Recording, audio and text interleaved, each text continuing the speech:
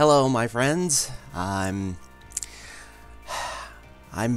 going to try something a little bit different this time. This is... Well, first, let me go ahead and get some of the particulars out of the way. The reason why I'm streaming at such an early hour, for me anyway, is because, once again, I have joined the streamers from Not Your Mama's Gamer to...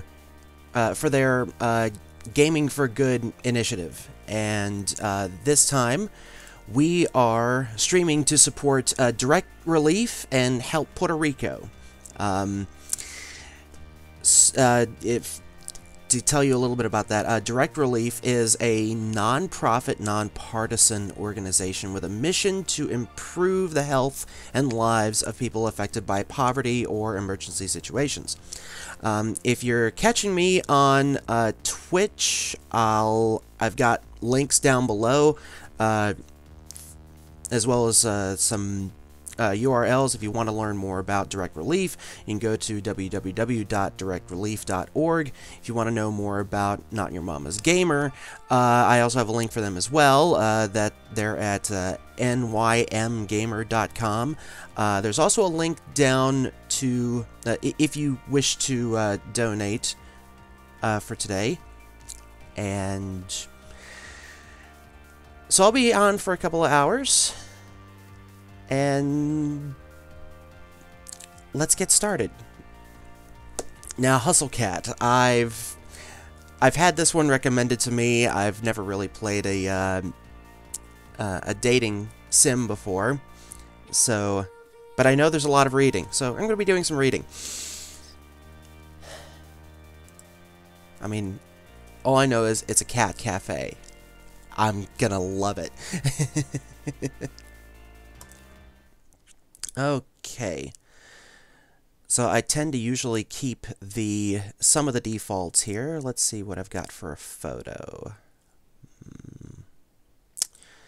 Let's go with... Oh, let's try the long hair. And you know what? I'm going to choose non-binary pronouns here. Okay. All this is... I guess I can't really change any of that. Okay. Let's see what happens. I think I fell asleep on the couch again. Football practice.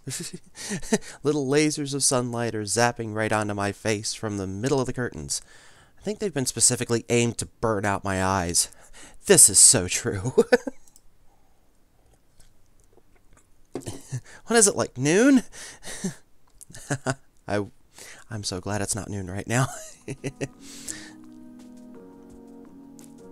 Okay, so I'm digging the music so far.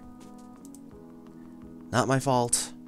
This couch pulls you in like you're drowning in bread dough. My spine pops in loud protest as I swim free from my bread dough cushion trap. I want a bread dough cushion couch. I'm gonna have to apologize to Aunt Wendy. I'm probably leaving a dent in the shape of my ass in the cushions. That just means that the couch is well loved. I'll probably have to apologize for a couple of things, actually. Yeah, that's, you kind of need to clean up a little bit there, buddy. Okay, I know this looks bad, but it's almost not even my fault. I can't help that clutter is naturally drawn into my gravitational pull. That's real. That's very real. Let's see. Honestly, it makes me feel a little more comfortable, you know? Like I really live here, instead of just like I'm couch surfing at my aunt's. Yeah, I get the idea of the aesthetic, but that's... I don't know. There comes a point where you just crossed over. Apparently someone is asking me a question.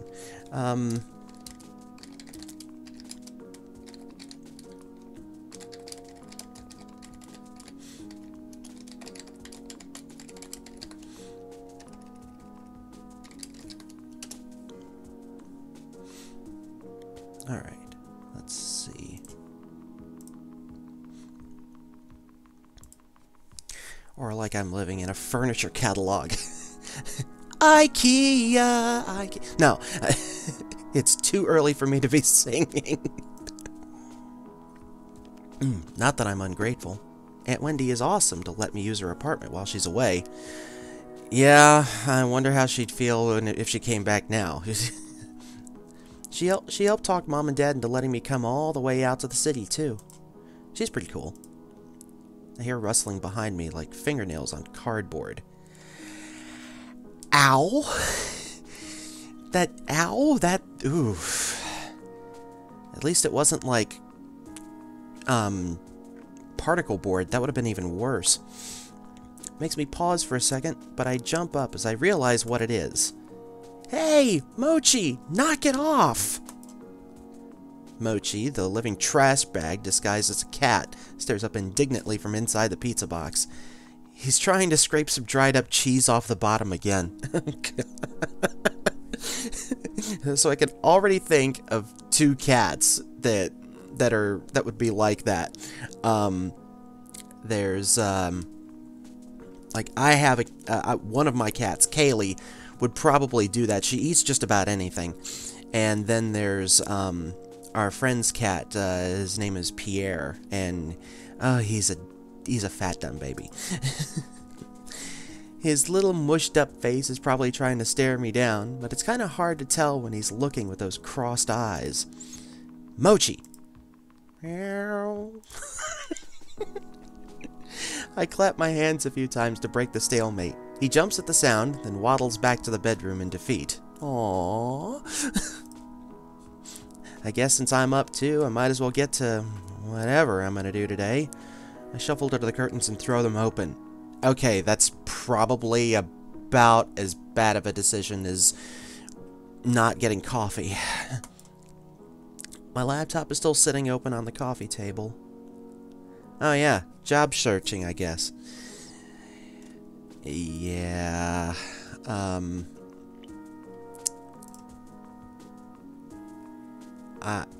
come on, there we go. That's always a rough thing to do. I plop back down on the couch, already sinking back into the cushions, and take a look. Don't fall asleep! Jeez, there's so many tabs here. Which one did I leave Greg's list open in again? Greg's list? Really?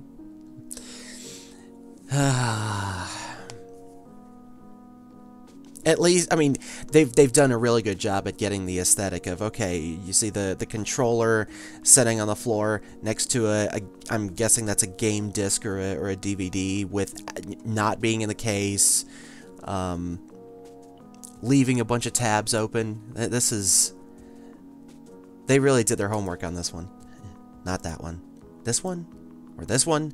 Maybe this one. This is so real. Nah, it's just another cat video.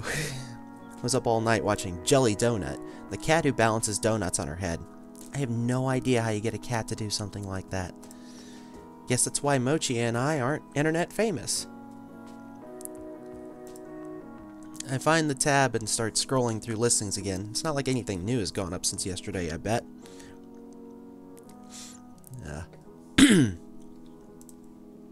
Sidewalk cleaner intern, college credit only. Internet comments section proofreader.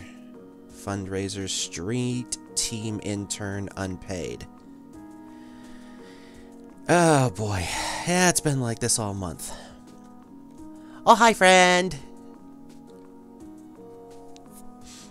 Please keep me company because this is, I think I'm still waking up from the Benadryl.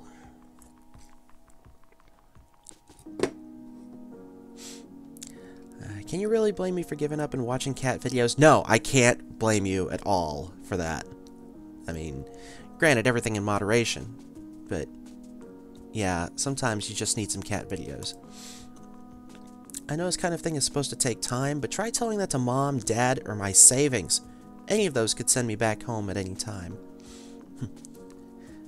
I'm only here till my sleep feels good.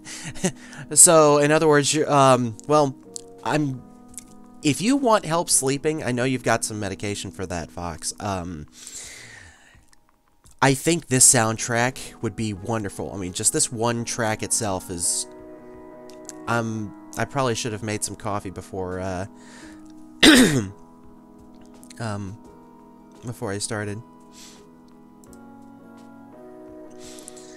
Any of those could send me back home at any time, and I really have to get this done before Aunt Wendy gets back. Just thinking about writing another cover letter is making my will to exist erode away. Again, that is so real. Excuse me. I mean, really the best way to do that is to have one cover letter and then tweak it every single time. Okay, what tea do you have for me, Fox? I'm gonna go for a walk.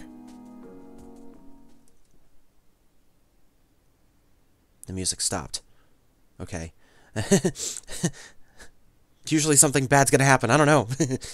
When I got here, I expected to be buried in noise from the city's traffic and crowds, but it's actually pretty quiet. The apartment is on a side street, far from the main street bustle. From there, the noises of the city are just a distant hum. It's comforting, like the buzz of an old tube TV.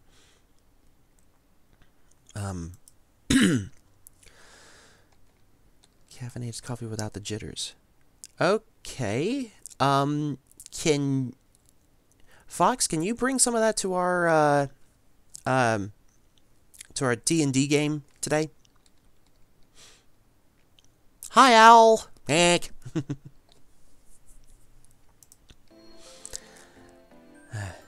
Still living a small town life in the city, I guess.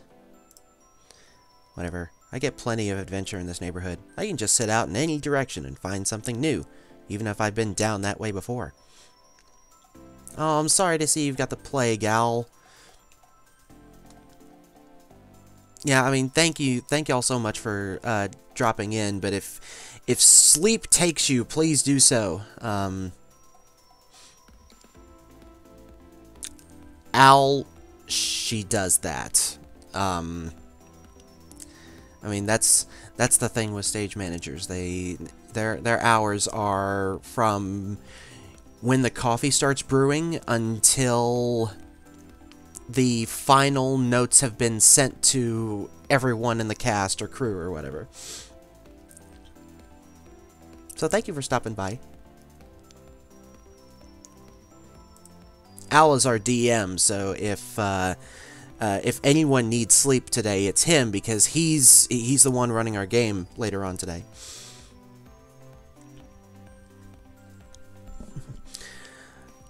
Let's see, just now, right? Even if I've been down that way before. Sure, I get lost a lot too, but that's half the fun, right? Honestly, I love getting lost in a big city. Like, just tell me where I need to be, and then I'll go somewhere and find something. I turn a corner at the end of the block and head up a tiny side street I haven't tried yet. Neatly arranged trash cans line the sides of the road. I think I'm behind some stores right now. I'm expecting a dead end, but the road suddenly curves to the right. It looks too narrow for cars, but the faded white lines marking the middle seem to claim some brave drivers could try their luck. Either that or the cars are really, really small. I decide to follow the sharp bend in the road. After I pass a tall partition, I'm surprised by what I see. A squat 3-story building painted so ostentatiously bright it'd be impossible to miss sits in front of me.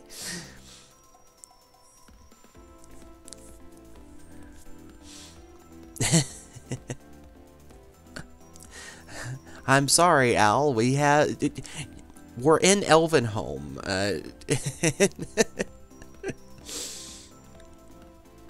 Yeah, for those of you watching this afterwards, long story.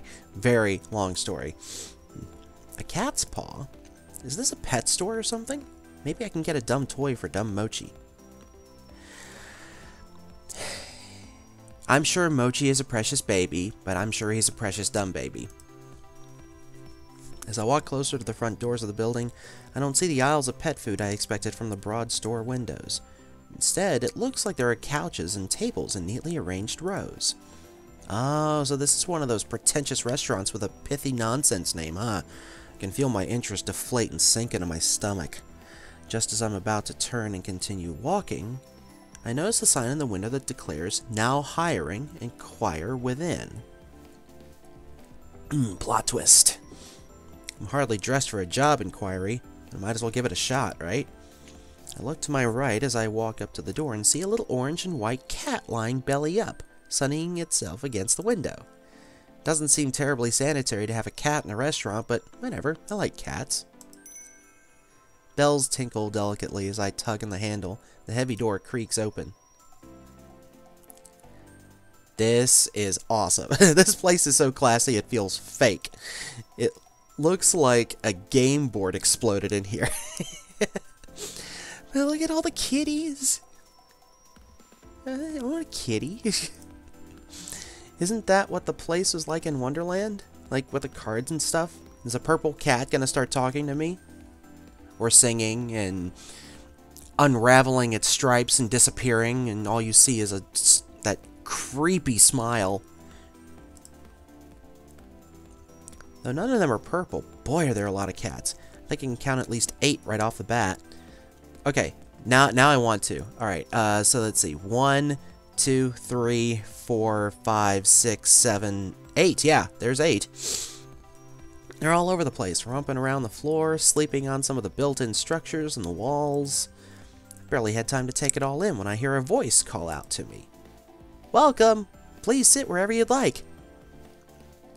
I shuffle in place for a moment, at first unsure of where the voice came from, then of whether I want to sit or if I want to keep this strictly business. Oh good, Deanna has a cat. Oh boy. Actually... I start at the source of the voice looms into view. He appears suddenly from the second-story landing and covers the length of the floor in a few long strides.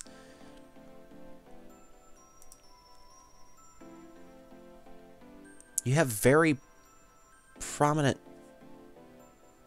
collarbones. You look confused. Is this your first time here? Would you like me to explain a bit about how the cafe works? I'll be happy to give you a tour. His eyes are gentle. He's one of those people who smiles with his entire body. It's positively infectious. Okay, you're not supposed to get immediately attracted to the first person that you see, but at the same time, I mean... I did click. There we go. Sure. Might as well have a tour. Yeah, that sounds great. Oh, that's great.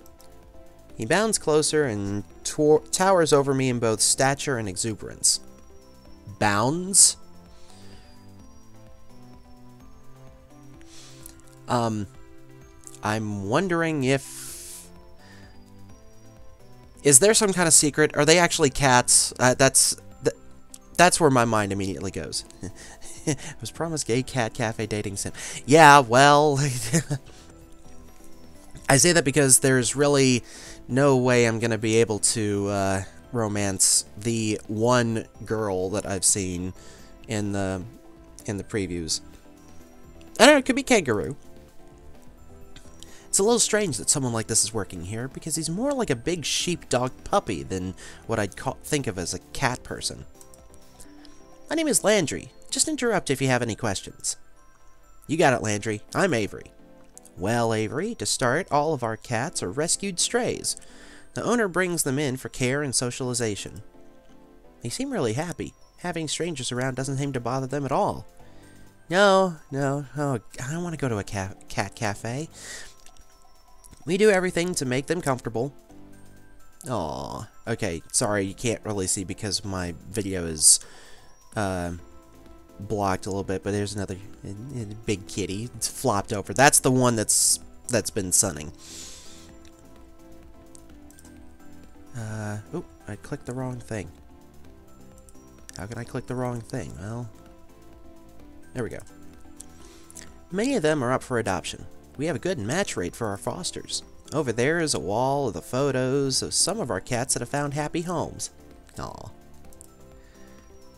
Oh, and proceeds from the cafe help pay for their care. Aw, grumpy kitty. Food is really good too. Our chef is amazing. I recommend the key lime pie, personally. That all sounds really great. I bet you're really happy working here. Well, it's a lot of work, but I like to think it's all worth it. Actually, I saw you guys are hiring right now? Oh! His surprise freezes him for a split second. His broad smile immediately creeps back, but it's enough to pique my curiosity. We are. Did my explanation sell you that quickly? Sort of. Actually, the cats would have sold me. Are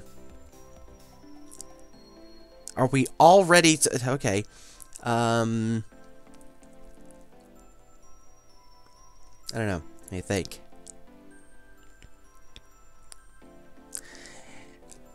If I remember some of the other characters, there is one in particular that I want to see if I can romance it. Not him.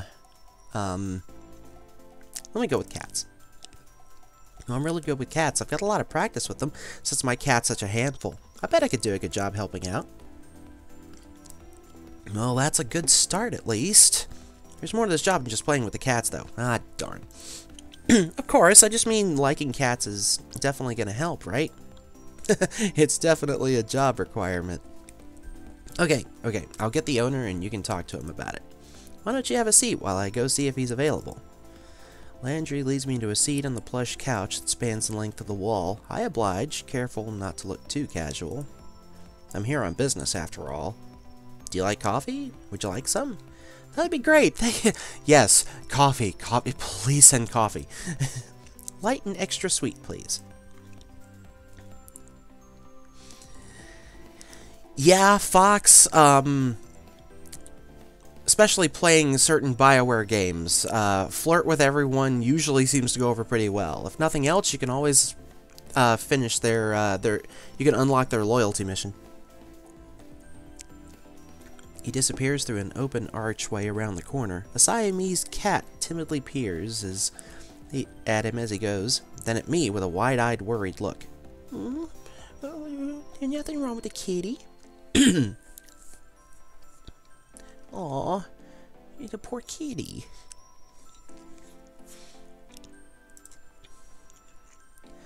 I still haven't finished Andromeda, Fox. I need to. It's just I can't.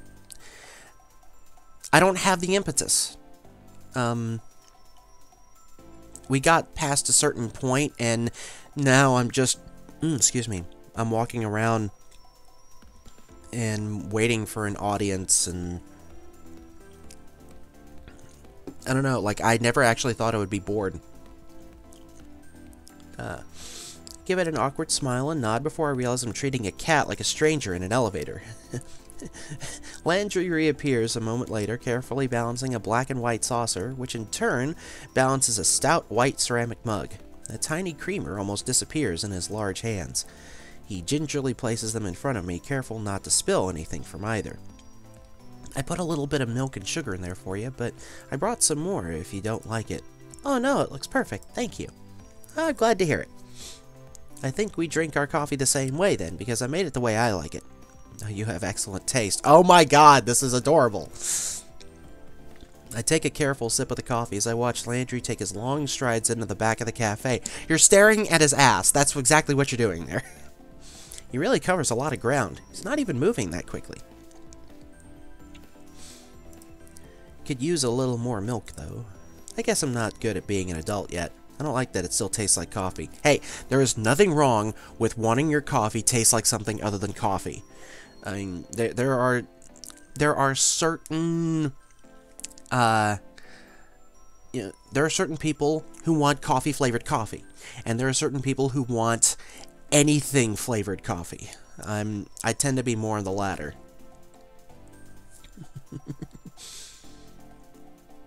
Being an adult tastes like coffee. I would drink coffee if coffee tasted like tea. Yeah, I put it this way. I prepare my coffee the same way I prepare my tea. As long as it's like English breakfast or Irish breakfast tea, which, yes, definitely milk and sugar. I pour what should be a little splash of extra milk, but half the creamer's worth spills in. It almost overflows. I dive forward and gulp a mouthful from the side before I dare to lift the mug and drink like a civilized person. Here. This cat's looking at me like it's offended by what I just did. What? Like a cat knows anything about coffee. No, but it knows something about milk. Landry's gone long enough for me to nearly finish the mug. Just long enough for me to wonder where everybody else is. The Siamese cat's still staring at me. I'm just gonna ignore it and focus on my drink. No, talk to it! Finally, Landry emerges from the back of the cafe, but he's not alone. Oh, boy, we have this character now. This is Graves. Of course, oh god, of course it's Graves. The owner of the cafe. Graves, this is Avery.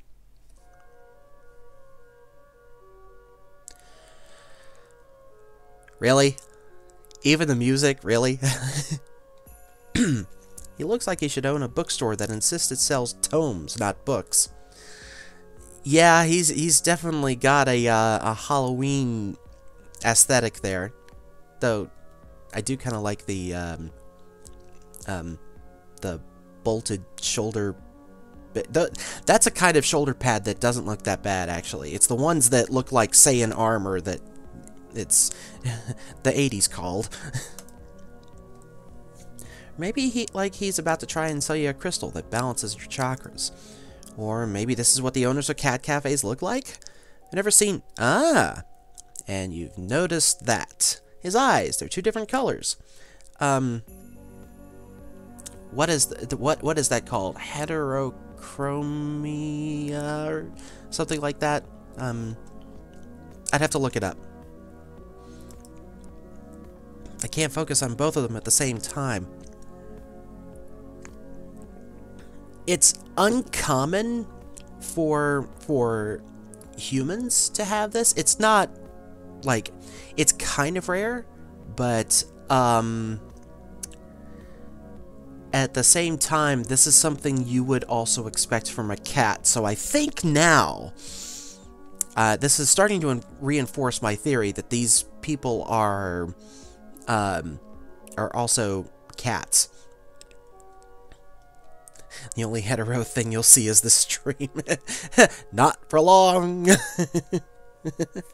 Oh yeah. The only hetero thing you'll see the stream. Yeah, that's probably it. Yeah. I can't focus on both of them at the same time. Which one am I supposed to look at? My attention is swallowed by his icy blue eye. Is he wearing a contact to complete his dark Renaissance look? Oh dear. It's aesthetic. That's what it... I think it was his eye. Yes, it was. It was this. Eh? He had the eye of a vulture, a pale blue eye with a film over it. Whenever it fell upon me, my blood ran cold, and so, by degrees, very gradually, I made up my mind to take the life of the old man, and thus rid myself of the eye forever. Are you Odin? Excuse me? Telltale heart, you are looking at my eye. I see what you did there. Kids, didn't you read that in high school? No, I'm trying to think, when did we read Telltale Heart? Well, I mean, I read it when I was in, like, grade school, because my mother liked trying to scare the shit out of me.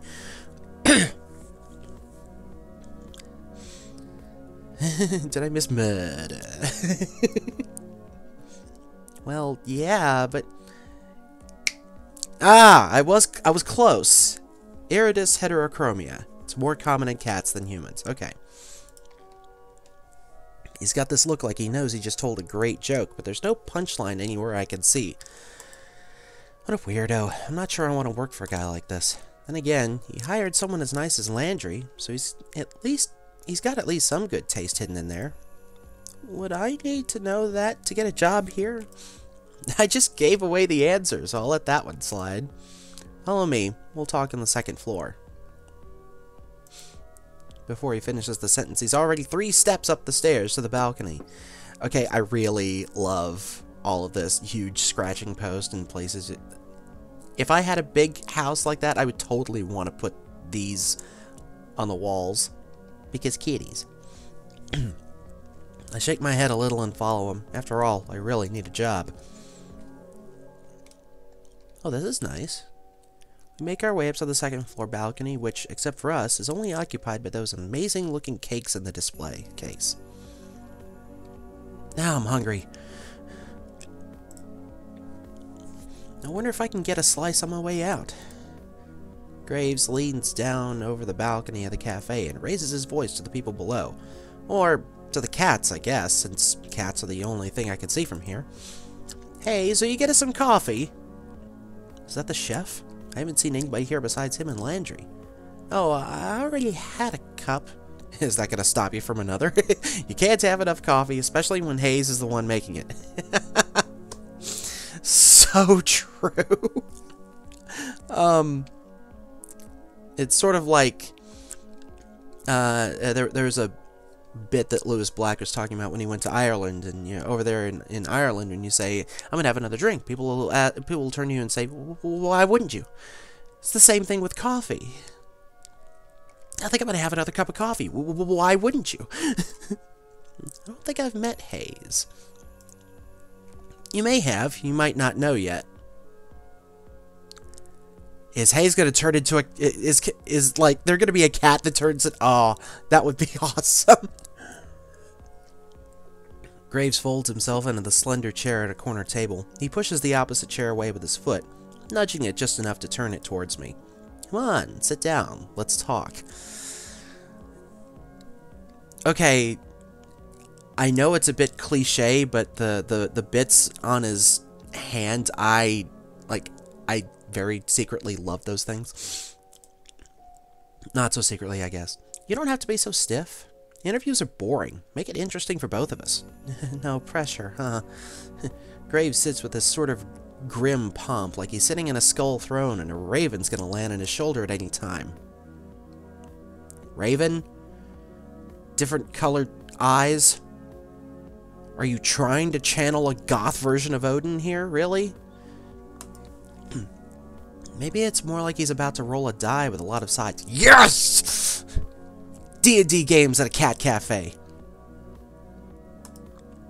I bet he's a nerd. I take the seat across from him. Just so you're aware, we aren't starting without coffee. Okay. You can talk, of course. I meant the interview. Oh, okay. Out of the corner of my eye, I notice a tiny slip of a blonde man standing at the balcony entrance.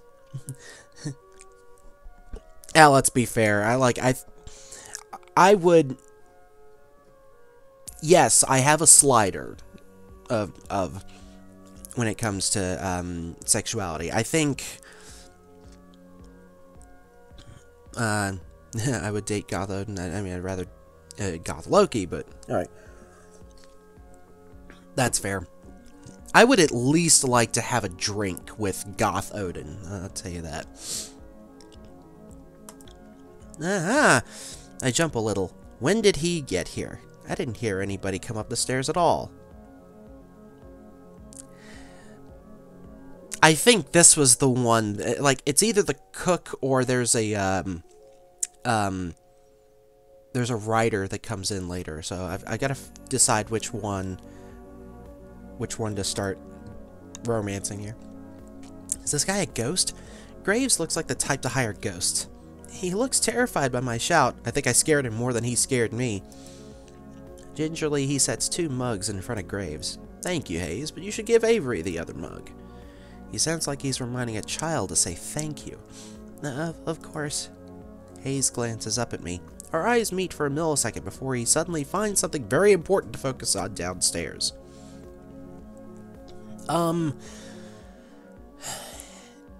That's... There's a thing of, not being able to actually look people in the eye for extended periods of time. Of course, it could just be that Graves is channeling his aesthetic a little too hard these days.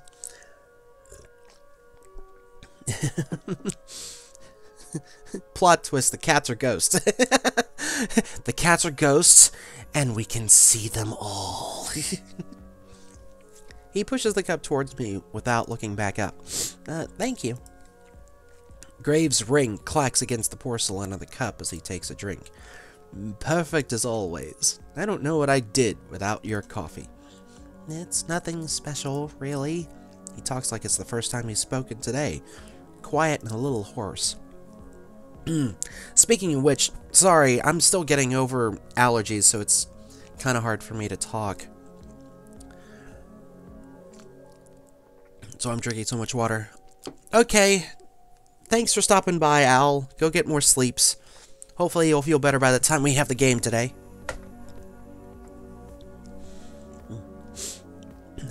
If that's all, I'll go back to the cats.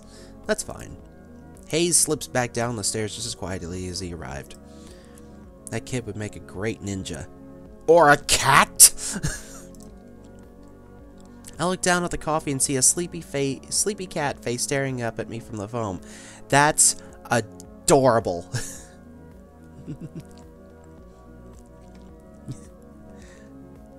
I wanna have a coffee that the foam is made like tea. I've only ever seen latte art on the internet before. Did Hayes really do this? I take a sip. It's not bad if you like coffee, I guess, but I could really use some sugar. There are packets on the table, but I can't bring myself to ruin the foam cat. Now we can get this going. Let's interview. I'll even start you off easy. What's your favorite breed of cat? Oh, shit! You know, that's actually a good interview question. Scottish Fold, Siamese, Maine Coon, those cats with stumpy little tails, I don't know, tabby, cats that look like they're wearing tuxedos. My cat. I'm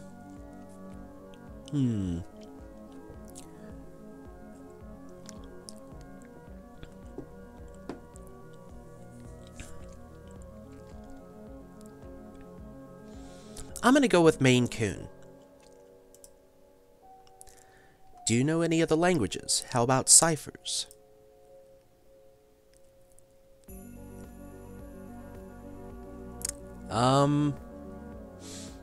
The droopy-eared ones are my fave. I speak the language of dance.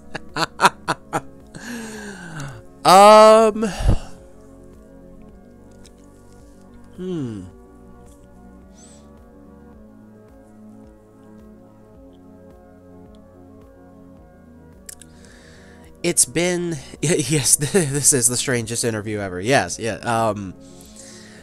I'm wondering... Well, this definitely has replayability. I like that. Actually, I think I'm... Might as well. Let's have a little fun. What marine animal would you say best represents you? Dolphin, shark, butterfly, orca, penguin.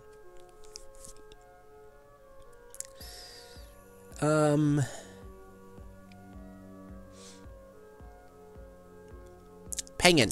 I want to do a penguin. Okay. What genre of music would you use to describe your work ethic? Classically hardworking? Children sing along, chiptunes, punk. I'm not dead, I'm just resting. Remarkable bird, isn't it, eh? Beautiful plumage. Let's see.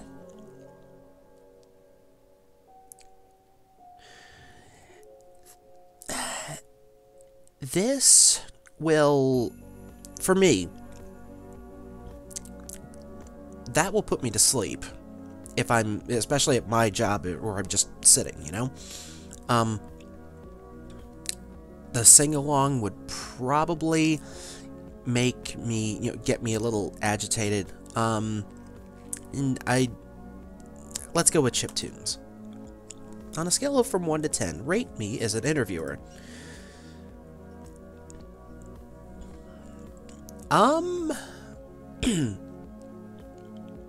Really? Only 3 choices?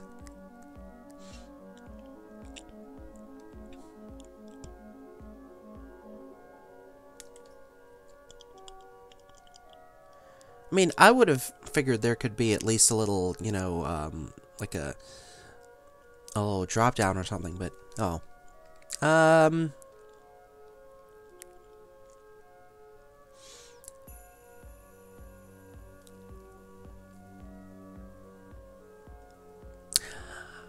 Like, I want to give him a 7.5 because I don't know, that it is definitely odd. Screw it, let's give him a 10. Draculas or teenaged wolves? Oh my god.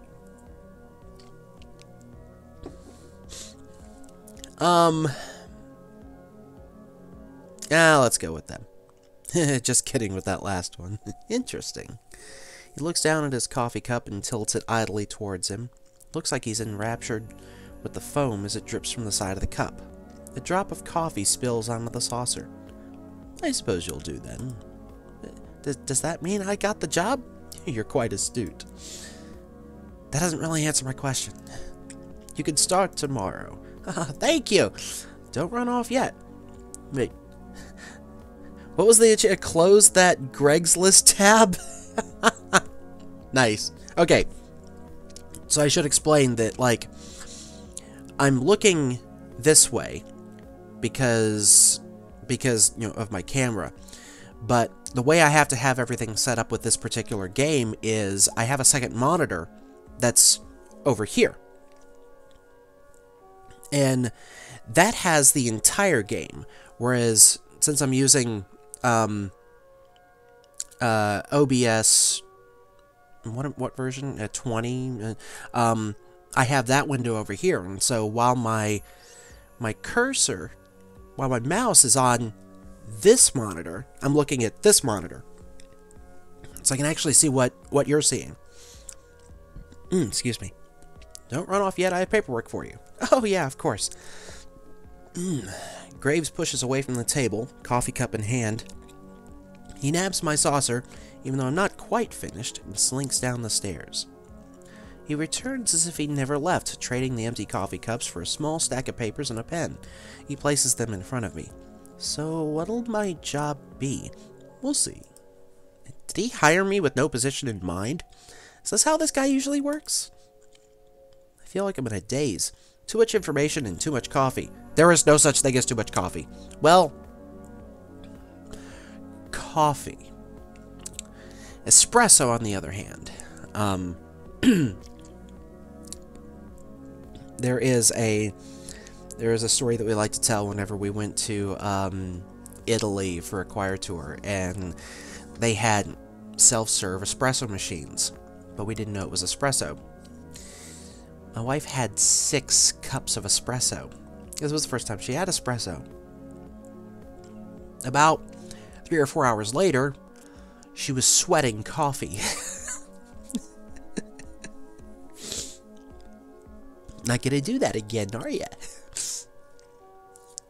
I take the papers and skim them, signing pretty much anywhere I see an X and a line. What's it all for? Why is there so much? Probably taxes and stuff, I don't know. Who cares? I got a job. I push the papers back towards Graves, and he eagerly scoops them up off the table. Okay. Just a moment. I need to get rid of this, because... yeah, I'll be right back.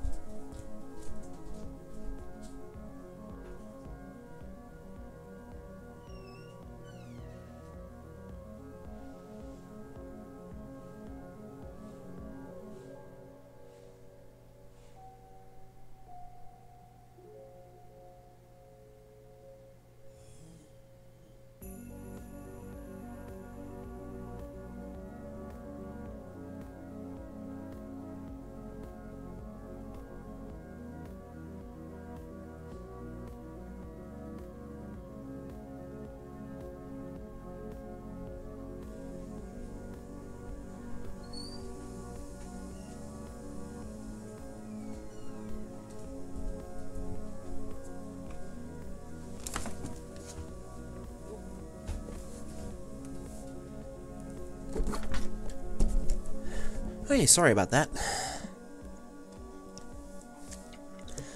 Yeah, perfect. We open at 11. Be here at 8. We'll have you help with the morning prep. My displeasure must be pretty apparent because his mouth cracks into another smirk. You can work a later shift after training. You won't have to deal with those cursing mornings for too long. Okay, that's fine. Now go. I have a lot of work to do before tomorrow. You need to get to work fixing that sleep schedule of yours. Okay, okay. He seems lost in his own world now, poring over the paperwork I just filled out. I guess there's all sorts of tax stuff you have to deal with hiring people. Why would he do it so casually? Well, whatever. Not my problem. I head down the stairs. Landry's back. He looks uncomfortable, waiting at the foot of the balcony, but perks up when he sees me. So... I'll see you tomorrow, co-worker. No, congratulations. You can meet everybody else tomorrow morning. I'll make sure they're all ready for a meeting when you get in. How many people work here? Well, there's me, Graves, of course. You met Hayes. My sleep schedule does what it wants. Yeah, I wish mine did sometimes. I mean, my sleep schedule is so rigid because of my job. So, for me, sleeping in is waking up at the ripe old time of 7 a.m. Finley, Mason, Reese. That's it. It shouldn't take too long to get to know them. Okay, great. I'll see you all tomorrow then. Great, see you. I'm gonna live it up a little. I'm gonna paint this town red. Finally have a job.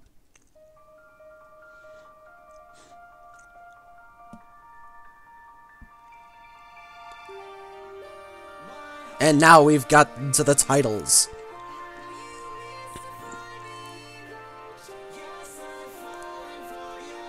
Oh wow, it's even animated.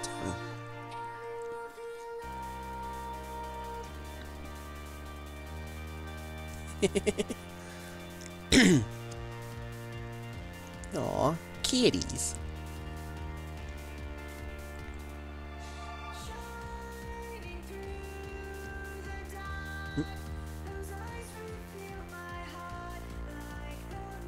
This is a good primer for... Ah, Reese, okay. I think that was the other one I was thinking of. Mason.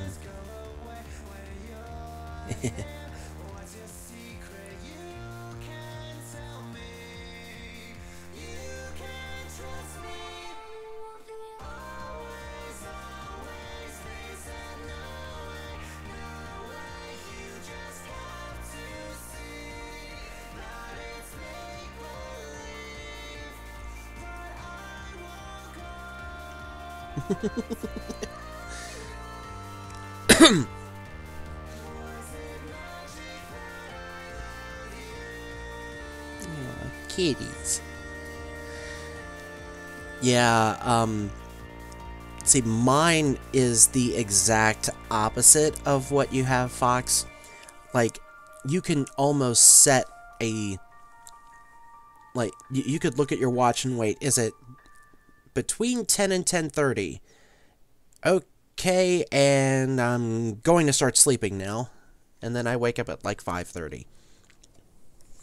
I got lost and I didn't end up painting anything, but it was a nice walk. As I head home, I get this distinct feeling of being followed. I didn't really know that was a thing that actually happens, but it's hard not to notice when you see some movement out of the corner of your eye. I turn around.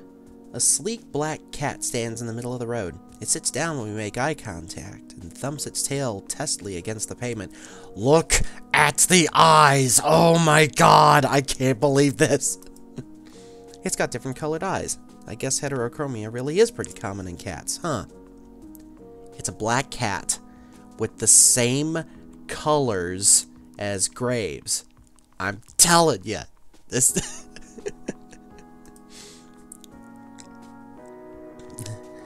Should I, like, try to bring it to the cafe? No, I'm sure it already knows what the cafe is.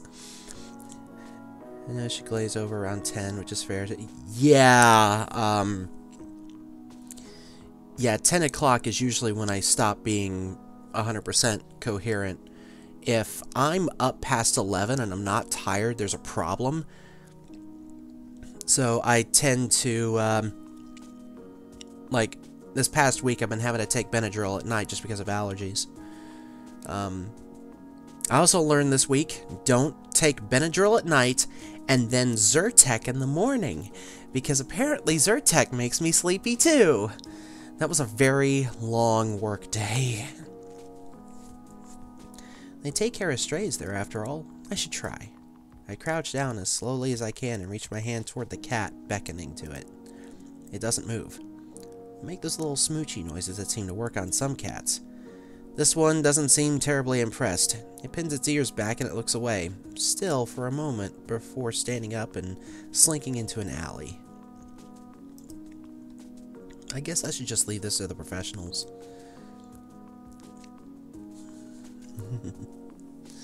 Yeah, I had way too many antihistamines.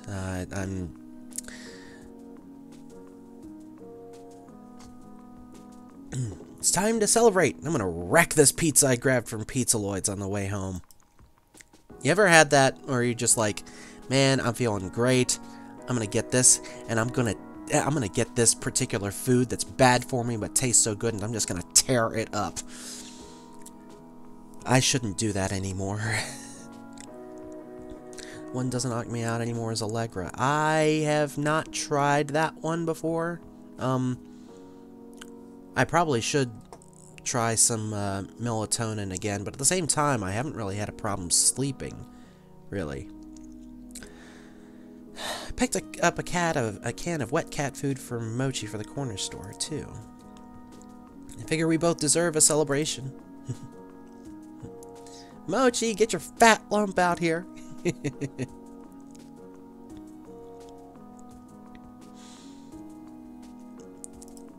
I have good news. No answer or indication. He's even in the same room. You know, he never even asks how my day was. I know how to do this. I walk over to his food bowl and crack the lid of the wet food. In a flash, he's at my feet, tail shaking like a rotor behind him. Oh, such a cat.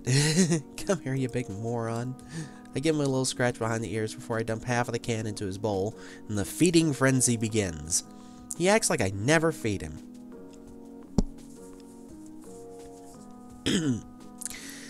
Melatonin, if you're not having trouble you know, I used to have problems sleeping. And, once I started my new job, my sleeping problems were more or less gone. It's wonderful that.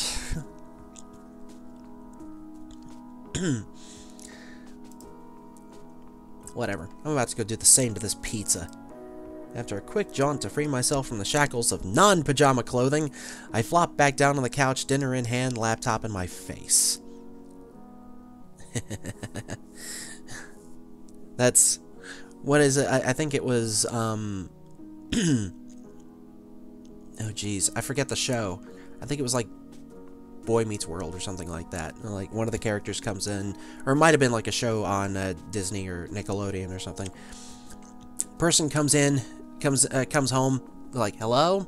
Anybody home? Goodbye, pants!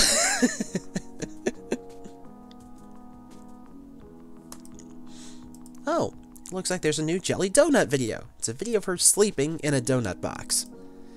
I love that dumb internet cat. She's always doing something ridiculous. I wonder how her owner gets her to do those tricks. No.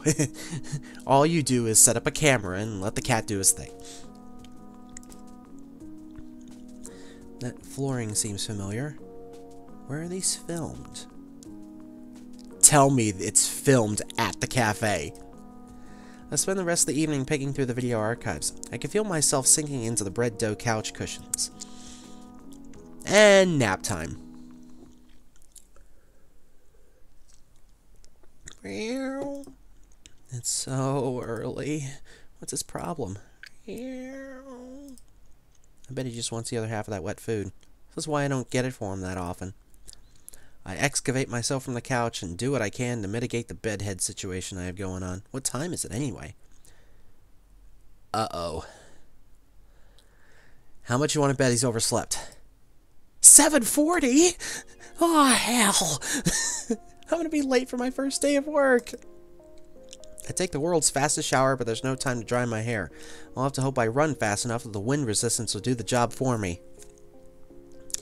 That is the scary... That's one of the scariest feelings I've ever had. You know, actually, like, oh crap. I have to be at work in 20 minutes, and I just woke up. No time to sort through my duffel. I'm just gonna have to throw on whatever looks cleanest. It's not like Greaves said anything about a dress code, so whatever. Mochi trails me closely, howling more and more insistently along the way. It's like he doesn't care about my punctuality at all. No time to mix the wet food the way he likes it. I dump a scoop of kibble into the bowl on my way out the door. I haven't seen a cat so offended since the one that watched me mess up coffee. They can both deal with it. Hi, cat. Yes, this is that cat dating game. This is Hustle Cat. Right now, it is currently on humblebundle.com under the Gems bundle, and you can get it for $1. And honestly, this is one of those games that I feel like it's worth spending the retail price for so far, because it's really good. I think I should probably go ahead and save. Oh wow, is it coming up on... Okay, it's almost coming up on the first hour. There we go.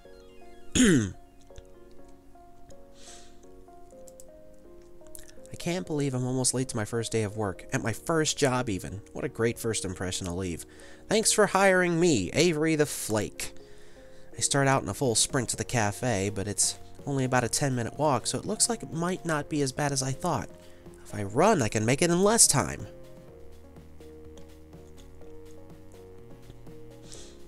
Here it is, a cat's paw.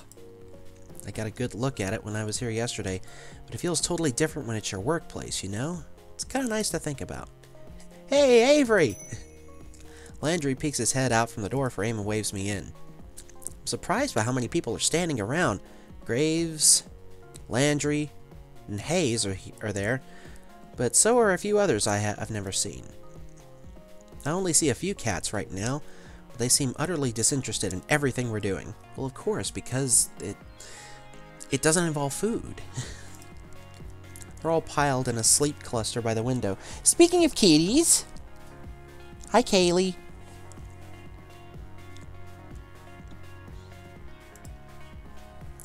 I feel a little embarrassed that I'm so disheveled, but I'd rather be on time with wet hair than late and looking perfect. Good, you decided to challenge the morning sun after all. You have no idea.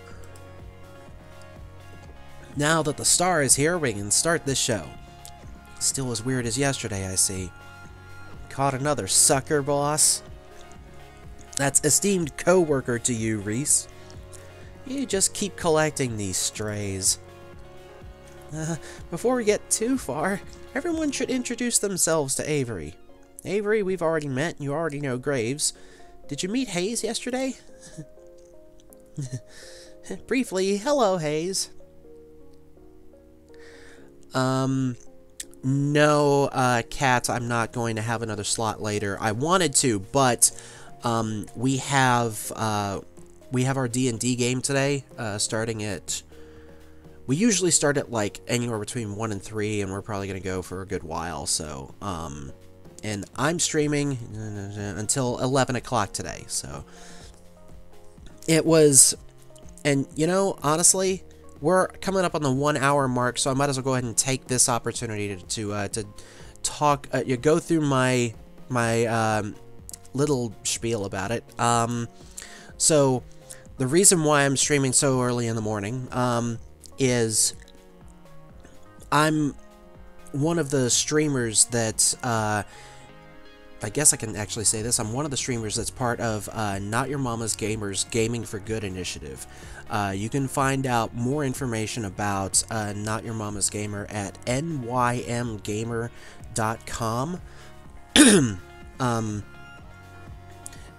They do critiques and reviews on games, culture, rhetoric, and development from a feminist perspective. Their Gaming for Good initiative is, they do a lot of different 24-hour streaming events for certain charities. The ones I've helped them with is for the ACLU a while back. The Trevor Project was the last one. This one, excuse me, we're streaming to support Direct Relief and Help Puerto Rico. Direct Relief is a non-profit, non-partisan organization with a mission to improve the health and lives of people affected by poverty or emergency situations. If you want to know more about Direct Relief, I've got a link down below if you're watching me on Twitch. That's directrelief.org. There's also a, if you click the logo down below, that'll take you to our events page on Tiltify. If you care to donate, I'm probably going to donate once I'm done. We are currently, like, our first goal is to raise $2,000. Our ultimate goal is to raise $5,000. We're doing pretty good so far, and I'm sure if you can't make it today, that's fine. I know that not everyone has the same payday schedule, but every little bit helps. Like I said, I'm probably going to go ahead and donate as soon as I get done. And okay, now let's get back to the game. Hello. Aww. He's adorable and awkward. He looks like he's going to try to slip between the cracks in the tile. How does a guy like this handle a job that deals with people? He's the chef. He doesn't have to deal with people. He deals with the food and, you know, people that he works with. Hayes is a great barista. He's a great help in the kitchen, but he likes to spend a lot of his time with the cats, too. Well, yeah, cats, they're very simple. They only demand pets and food and a place that's warm. Hayes flashes me a quick look. The side of his mouth upturns ever so slightly, like he's trying to smile, but he's out of practice.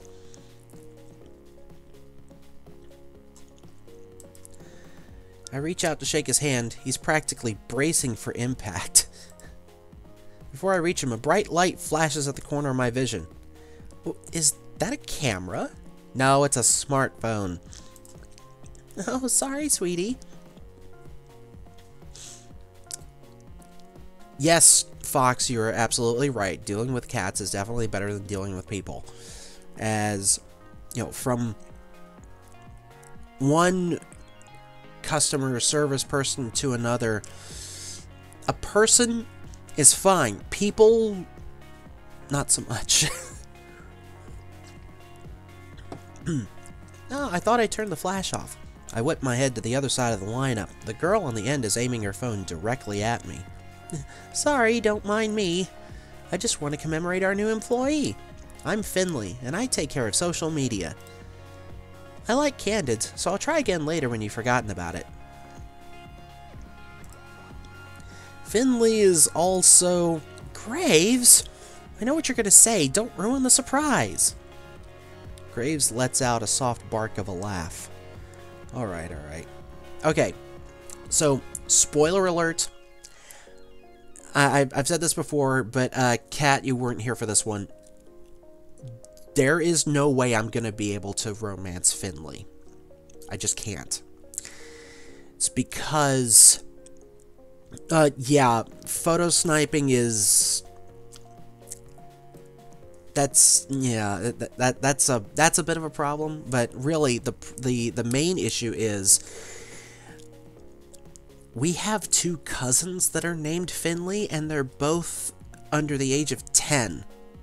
So it feels really awkward to even consider this in this particular game. So if somebody else wants to romance Finley, go right ahead. I can't do it. You tell Avery whenever you're ready. Thank you. Excuse me. I don't know why I've got the burps. All I've been drinking is water today. The two in the middle of the lineup look beyond unimpressed. One is the smart mouth guy, Reese. The other one looks like someone I wouldn't want to mess with. Yeah, I'm kind of with you on that one. Yeah, Cat. I date someone named Cat. That's fair. I've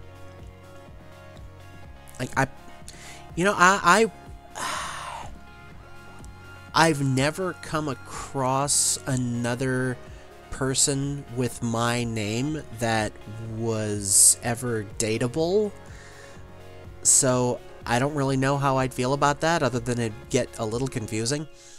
We'd have to switch to our nicknames, so... Unless the other person also liked ducks, that would get really, really weird. And I'd just start looking, are you a doppelganger? Fox, to answer your question, it's because they were both named after, my wife's grandfather, who passed away, about 7 years ago, and that's a thing that they decided they wanted to do. They wanted to commemorate him, and by doing that, they named their daughter. The particular, I mean, it's not like one family had two daughters and both named them Finley. It's like two separate families, and each of them have at least one child, and one of them is a girl named Finley. But apparently that's become more of a girl's name lately than a... But, I don't know. Were the siblings competing? No, it's just that's... I think that was just the thing to do. Like, okay, is anyone having a kid within the next year? Okay, let's name them Finley. Alright, Finley puts her hand on the shoulder of the tough-looking woman standing next to her. Since she's not going to introduce herself, this is Mason. She's our head chef.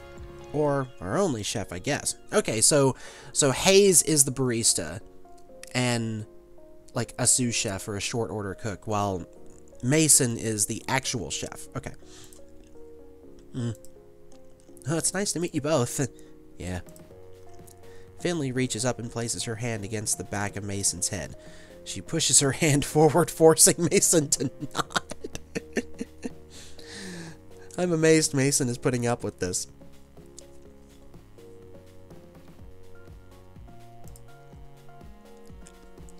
Wow, that's the most you've spoken all day. Yeah, I remember when, Ashley used to be considered a quote-unquote guy's name. But I only ever knew,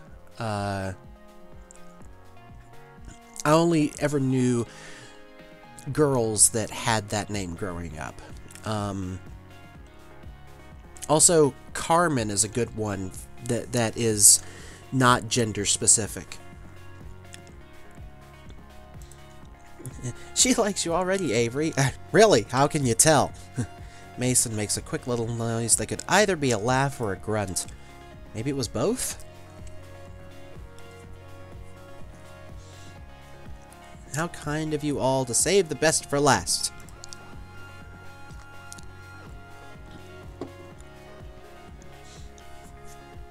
Oh, Fox, I didn't know that. Oh, that's interesting. I'm Reese, and I'm the one you'll be answering to after Graves, so you better stay on my good side.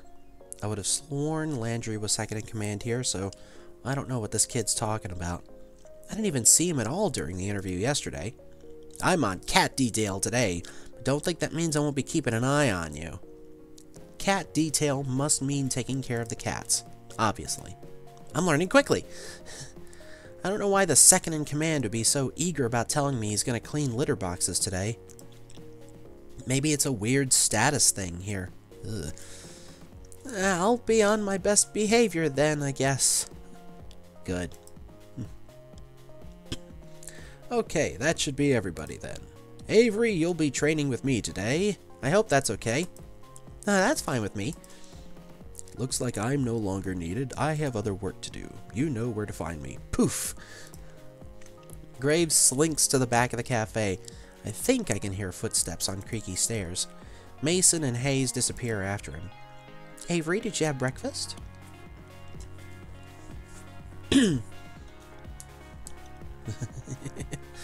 We're gonna have something to eat before work if you'd like to join us. It's tradition. That sounds great. Why are you not happy with that? Offering food is awesome. I fed my cat, but I forgot to feed myself. That's fair.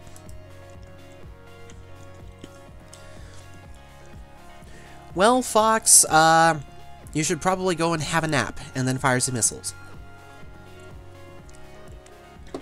But, hopefully you'll be able to get some good sleep in before we have our game today, so, I'll see you later.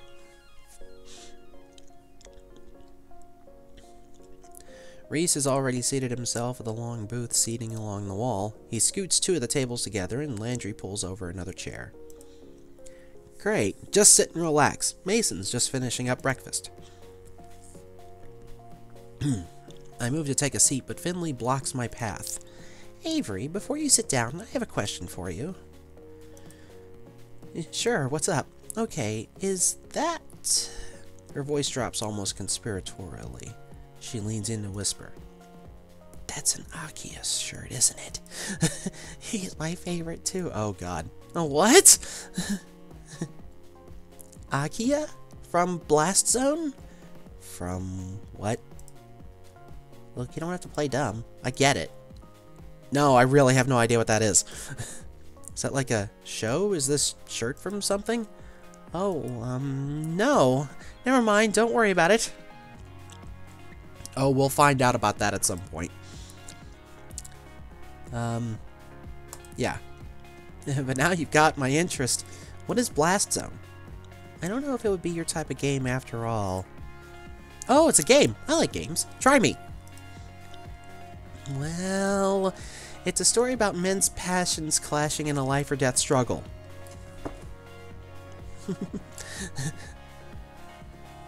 The struggle when you buy the cute shirt, but it's a reference. Yeah, I've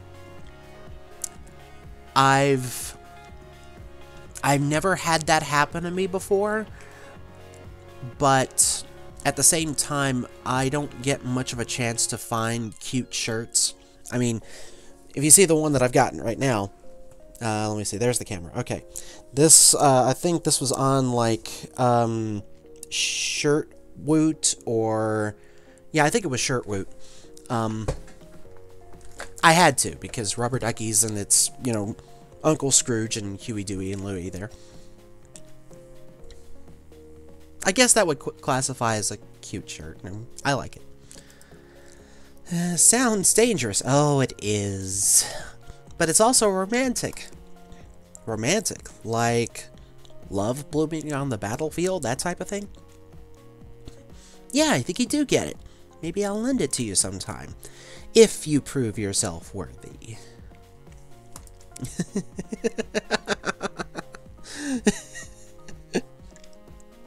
I'm not really sure what that involves, but sure.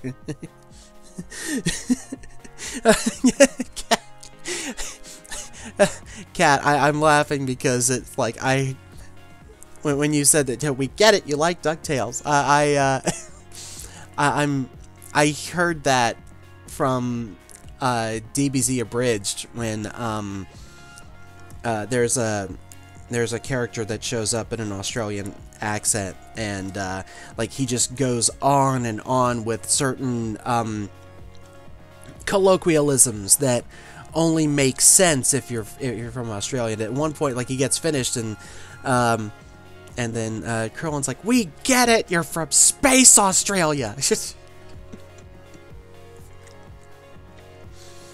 I'm not really sure what that involves, but sure. Oh, I clicked the wrong thing again. Okay. There we go. There we go. Okay, she gives me a grin and a wink, and then takes a seat at the table next to Reese. I noticed that somebody set the table while I was talking to Finley. "Mason and Hayes should be out in a minute, Avery. Come sit down." Sure. Where should I sit, though? What if there are some unspoken rules about this sort of thing in placing? You never know with new groups. You know, that's real. Like, whenever, no, Kat, seriously, like, all I'm doing, like, I just want to see how far I can get with this. I'm pretty sure I'm going to go back and play this several times, but I always like interacting whenever people are talking, so. Landry answers the conundrum for me by beckoning to the seat between him and Finley. Quietly, I take a seat. Mason emerges from the back with a large tray balanced atop each hand. One tray has a giant stack of French toast, the other is some kind of egg thing. Why am I intimidated by her? I mean, I get it. It's really good that she's practicing proper health regulations. You know, doing up her hair, using an apron, gloves. That's great, but still intimidated. I don't mind being intimidated. I'm just pointing that out. I'm not sure, but it looks amazing. Whoa! I had no idea how hungry I was until just now. She sets the trays down in front of us, and then returns to the kitchen. I hope she gets back soon, because I'm about to be on that egg thing like mochi on wet food. Mason returns a few moments later, cradling 6 empty coffee cups in her arms. Hayes follows in tow, carefully balancing a carafe full of coffee. They set the cups and carafe on the table and take their seats. Hayes' butt barely hits the chair before the others start to dig in. I'm a little afraid that I'll lose my hand in the fray if I try to jump in now, but I'm so hungry. Yeah, actually, I am kind of hungry. Landry reaches out an arm from behind a fortress of French toast slices. He lightly bats at Reese's hand as it reaches for the syrup pitcher. I swear, it's just like a cat. Like, I don't want to reach it. Bap. Yeah. Save some for Avery. Jeez, calm down. You're the one stealing all the food. I haven't taken any more than usual. Breakfast is important. While everybody shouts and chatters across the table, I help myself to a bit of everything. I'm not used to eating a real breakfast, especially one that didn't come out of a microwave, so I'm gonna savor this. Wow, this is amazing. Mason, what is this egg thing? Mason's eyebrow shoots up. She looks at me like I grew another nose. Frittata. Oh, God. I haven't had a frittata in ages. Is that like a souffle? It looks like it'd be really hard to make. Just eggs and vegetables in a pan. I always like mine with, like, spinach leaves and mushrooms. Get a little crazy, add a little bit of ham in there. Still, I know I wouldn't be able to make anything like that. It's really nice to have a real breakfast. What do you usually eat, Avery? Mostly cold pizza or toaster tarts, I guess, if I remember to get them. Pop-Tarts. Well, you can think of that either Pop-Tarts or toaster strudel. Now I want toaster strudel. Mason glares like I just knocked her plate on the floor. She stares directly at me, through me, with a hard look in her eyes. You eat here now. Always. Okay. Can I still have pizza sometimes? Not for breakfast. Ever. I can hear Finley and Reese snickering. Okay, but other times are still okay, right? Mason rolls her eyes and goes back to her coffee. Ah. Reese stares up at me between bites of French toast. Avery, when we're done, we need to talk about dress code. Oh, Reese, don't start this again. Shh, it's an important part of new employee orientation. Landry passes a positively pained look at Reese. He glances at me, but a poke to the ribs from Finley sends him staring back at his plate. Landry, you're such a mama bird sometimes. Lighten up. Avery, look at this place. We take our visual presentation very seriously here. Mason gives another grunt. Hayes places his empty plate and cup on Mason's plate and takes the stack into the back with the urgency of a tactical retreat. Graves and I expect a certain level of decor with the waitstaff. Is this about my outfit? I woke up a little late, so... No, this is about uniforms. Mason pushes her chair away from the table with enough force that it wobbles briefly on two legs. She stands and takes my plate in one fell swoop. Opening soon. Time to get ready. She picks up the now empty cast iron skillet with one hand and balances a few of the other plates on top. That looks heavy, but she's holding it all like it's nothing. Well, yeah, I mean, if you take a look at the art, I mean, you can tell that she's definitely got some definition in her arms. She's got pretty good upper body strength. Come on. She stares me down and gestures to the back door with a head nod before she heads into the kitchen. Don't think you can run off so easily, Avery. You'll get written up if you don't have your uniform.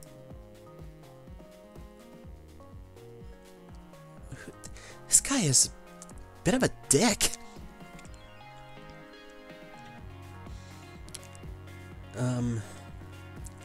Oh boy.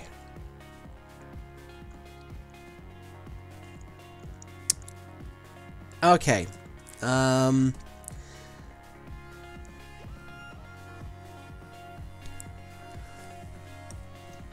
Let's see.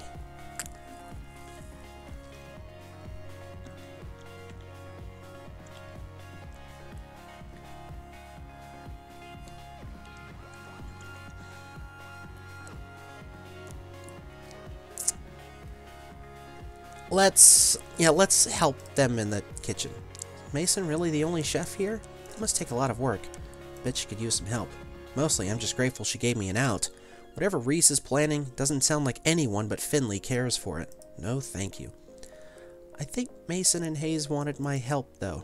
Fine, if Mason needs the help. But you're not off the hook for this yet. Reese. Oh, come on, Landry, don't look at me like that. Something is definitely up. Whatever it is, I'm not going to fall for it. How much you want to bet that the uniform is more of an orientation thing where he has to... where Avery has to get in some kind of catsuit and stand outside or something like that. I'll be back once Mason says I'm done. I quickly retreat back to the kitchen before Reese can delay me further. Even though I work here now, I still feel like I'm trespassing on hallowed ground. Well, I tend to know the feeling whenever you walk into a kitchen. When, someone says, "This is my kitchen," I'm like, "Yes, this is your kitchen." I've never been in a restaurant kitchen before. Heck, I'm barely in my own kitchen. It smells amazing, almost enough to make me hungry all over again. Hayes is at the sink, carefully scrubbing the iron skillet we used at breakfast. Looks like he's already got the dishes on lockdown, to be honest. Mason only spares me a glance. She's already back to work, and it looks like there's a lot of it left to do. She dips a long spatula into a big metal bowl and helps a glob of frosting on top of a cape. Heaps a glob of frosting. It's mesmerizing watching her move as she works to smooth the frosting. Can I help? Any experience? With what? Baking? Don't know why I asked. She doesn't bother looking up, but it feels like she doesn't have to see the cake to decorate it. I bet she could do this in her sleep. Don't touch anything. No.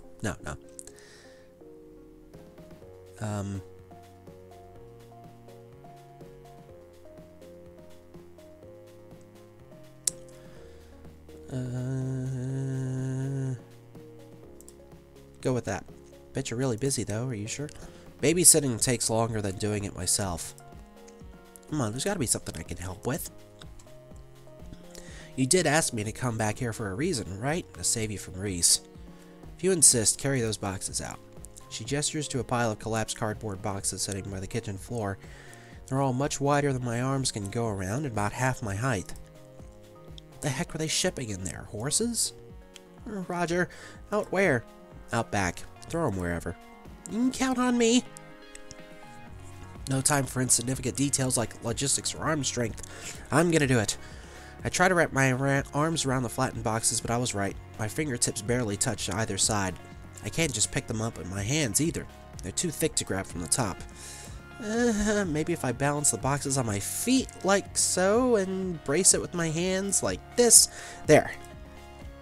Now how do I walk out the door like this? Guess I could just waddle. Huh. I start at a rough, sudden noise behind me. The cardboard slips from my hand and cascades to the floor in a floppy, boxy avalanche. Ah! The sound happens again. I turn around, and though Mason is facing away from me, I can see her shoulders shaking ever so slightly. Probably giggling. Is she laughing? I mean, it probably does look pretty pathetic. But I don't think she would be the type to even know how to laugh. She seems like she'd get mad at me for goofing up. Use twine. Huh? Right there on the counter. Wrap them. Oh, yeah. Whoops. There's some twine right there. With some effort, I collect the boxes again, then loop twine around them a few times. She's totally right. Now I just have to grab the string and I can drag them out. You look like you're gonna hang glide on those. Maybe if the wind picks up, I'll give it a shot. I look over and even Hayes is laughing a little. Though, when I shoot him a quick smile, he hurries back to the sink and resumes scrubbing with fervor.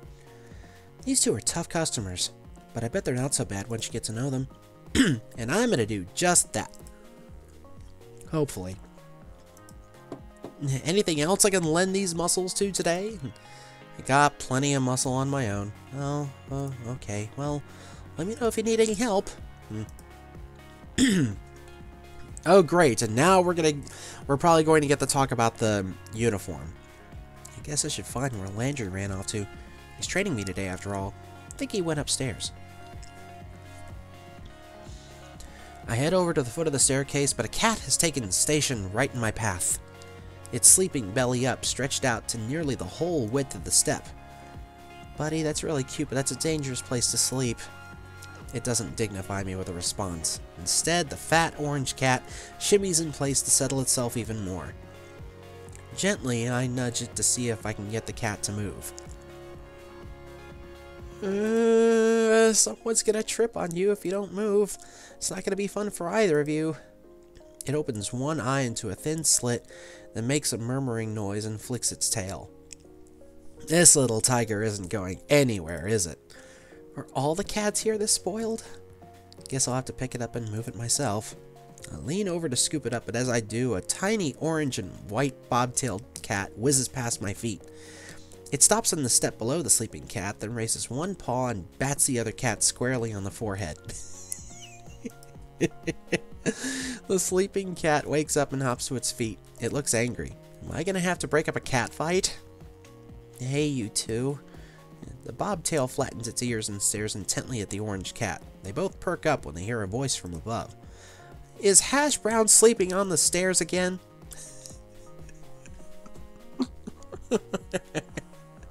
Hash Browns. Oh, jeez. So, when we got our cats, we got them from a place that, like, I mean, it's, they make you fill out paperwork and everything and make sure that you sign like, a notice saying you're not going to declaw them or anything like that. And you're allowed to name them at that point, but you also find out what their names were beforehand. So when we got ours, their original names were Cinnamon, the little one, that we named Inara later on, and Kaylee was originally named Biscuit. Because she's a big old fat kitty. The orange cat, Hash Browns, I guess, trots away. Landry works his way down the stairs, eyes on the bobtail kitten. Was it really necessary to smack him? You should be nice. The bobtail turns its head away in a wide arc, almost as if it's giving an okay, whatever in response. It lazily struts over to the windowsill and takes up sentry. That cat's name is Hash Browns? Yeah, Graves names all the cats here. He comes up with some interesting ones. What are some of their names? Well, at the moment, there's Ramona, Shunsuke, Kotick, Owl, Bramblepelt, now, Hisa, Valentine, Marina, Ein, Junta, Jamband, and so on. That's a lot of cats. Holy crap! Which one was that bobtail? Oh. His face falls. Why does he look so nervous? That's... why don't you ask Reese later? Huh? Is that his cat? Did he name it or something? Is it a bad name? No, he's... Graves should have told you about... let's get to work. It's time to open. Landry isn't having any more of this. He walks past me to the front door without a glance. He unlocks it and flips the sign from closed to open. And ta-da! Your first day at a cat's paw has begun. And nobody's here. This is a little anticlimactic. Yeah, the mornings are usually pretty slow. It might pick up later. And it's instantly later. It didn't. At all. All day. Sure, a few people came in, and Landry had me wait their tables while he supervised. It went pretty well, and I made a couple bucks in tips, but that was it. Finley came down a couple of times to check in, and I saw Mason and Hayes every time I went into the kitchen. But I didn't see Reese at all. Reese's bobtailed cat, on the other hand, was all over the place. How much do you want to bet that was actually Reese? I'm telling you, this is... I'm waiting for that plot twist. I think I see why he'd take a shine to this one. They're both complete hams. Not that I minded it was slow, it just meant I got to play with the cats more. There are like 10 of them here? Let's see. Well, I mean, you can see there's one here. 1, 2, 3, 4, 5, 6, 7, 8, 9. Is there one? Let me try again. 1, 2, 3, 4, 5, 6, 7, 8, 9. Okay. Maybe there's a 10th one and I'm just not seeing. Maybe? I can't get a solid count on them. They seem to vanish sometimes. I'm telling you. Looks like there are a lot of areas around here for them to hide. Thank you for your help today, Avery.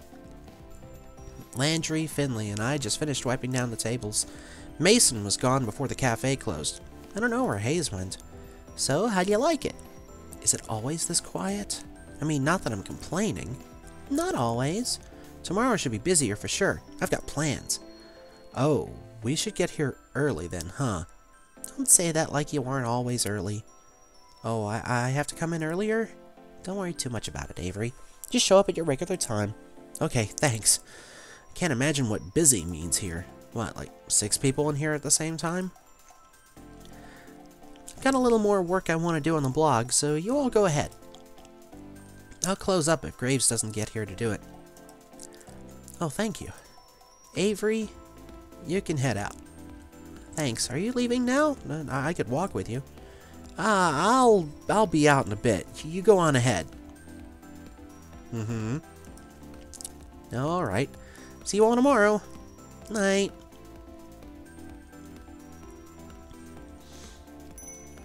The door closes behind me with a jingle. I have a job. My coworkers are pretty cute. I get to play with cats. And if this works out, I should be able to afford a place of my own soon. Wait until my parents hear about this. I'm feeling pretty good right now. I can't help giving a little celebratory fist bump. Alright. I think I just heard someone snort a laugh behind me. I thought I said that pretty quietly. I turn around to see who it is, but There's nobody there but a cat. Oh, 2 cats actually. Cats from the cafe. Reese's cat, and the Siamese cat to be precise. So, I'm guessing that... if my theory holds out, Reese's cat is actually Reese, and the Siamese cat is possibly... let me turn down my audio input there a little bit. Apparently I was clipping. The Siamese cat... maybe that's Hayes? I don't know. Crap! How'd they get outside? Did I let them out when I left? This is really bad. I'm pretty sure one of the first rules of working at a cat cafe is do not lose the cats.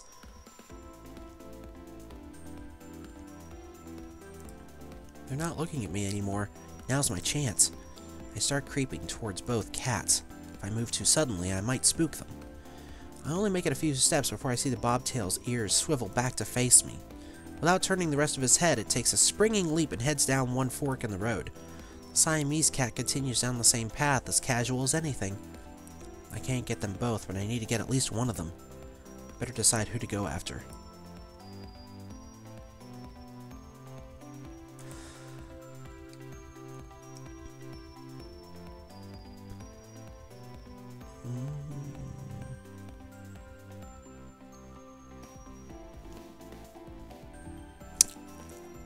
Let's go after the Siamese cat and see what happens. Bobtail's on to me clearly, but the Siamese cat hasn't picked up on it yet. My best chance right now is probably following the Siamese. It's gotten kind of far down the path. I better pick up my pace to catch up. I try to mimic those long strides Landry always takes to cover more ground, but that doesn't work out so well. Jogging's going to be easier. Or not. My feet are falling harder on the ground and the cat notices. It's going faster now, so I better pick up the pace. I break out in a full run to follow him. He definitely knows I'm there now, but it doesn't matter. I have bigger legs, so I'm going to catch up sooner or later. I'm a pretty good runner. Finally close the gap between us. Suddenly, the cat screeches to a halt and jerks around to face me. Avery, stop it! I fucking knew it! Why are you chasing me? Because you got out. Wait, what am I saying? What are you saying? How are you saying? It's me. Me? Hayes. I knew it! I knew it! Last I checked, Hayes was a guy with glasses. He didn't seem like the pranking type Hayes. The Hayes cat is puffing up like a dusting brush. I feel bad this cat's getting caught up in whatever shenanigans they're trying to put me through right now. This seems like it should be against work procedure. He's telling the truth, Avery.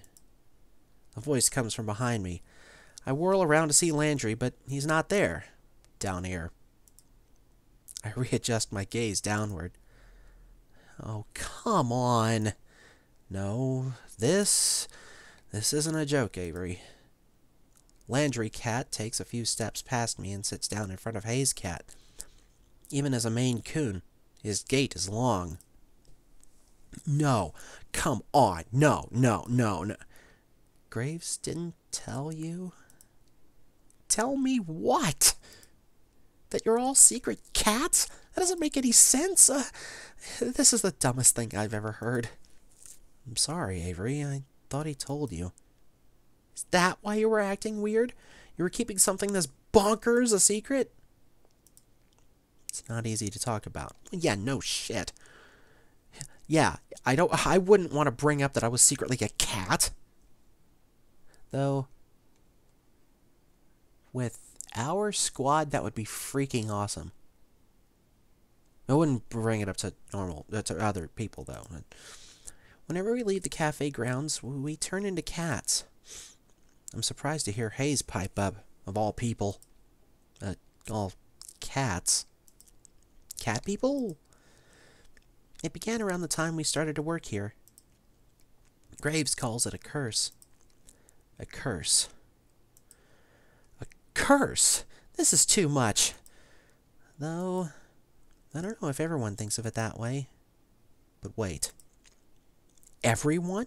Is everybody at the cafe a secret cat? Yes. Graves, too? Nobody has seen him as a cat, but it seems safe to assume. What did I say? What did I say? This just got better and better. Am I going to turn into a cat, too? Landry isn't even looking at me anymore. He's avoiding eye contact as hard as he can. Hayes does the same. Neither answers. I'm going to turn into a cat? Oh, come on! Sorry, Avery. Maybe you can stop it. We don't know what causes the curse. Maybe if you talk to the others tomorrow. Yeah. Okay. Sure. Why not? Let's have a whole cat council. We can invite Hash Browns, too. Is he also a person? I can see the fur between Hayes' shoulders raising on end in a little ridge. Seeing that takes the wind out of my sails a little bit. Yeah. Alright. I'm too tired for this. This better be a weird dream or something. A weird work-induced hallucination. Sorry, Avery. Not listening to cats talking anymore. Bye!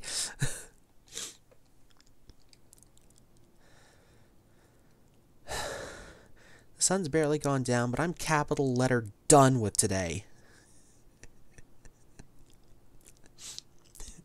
I want to use that. This is too much.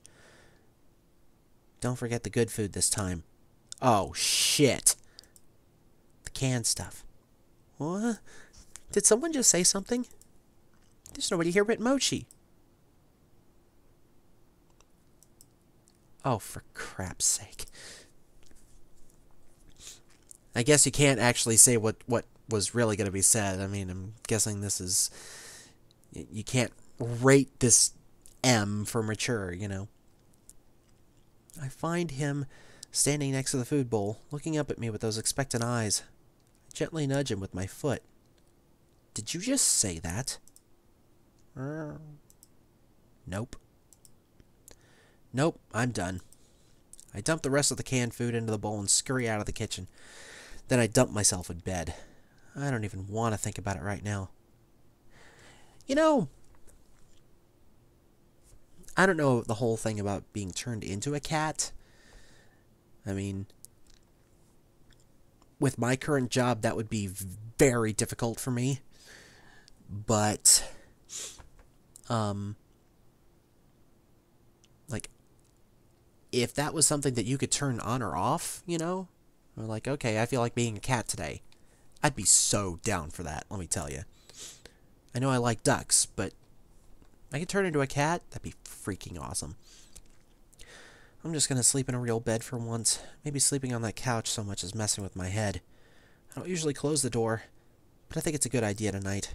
I don't want Mochi whispering to me in my sleep. I wake up early enough, I surprise myself. This is gross. Who does this? I know. That... I don't like being up that early either. At least I slept fairly well, all considered. My cheeks hurt. Kind of like getting one of those real powerful zits.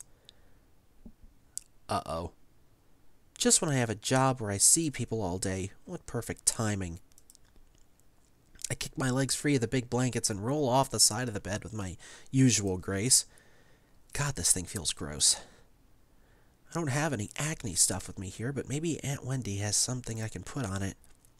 I trundle over to the vanity to assess the damage. He's gonna have whiskers, isn't he?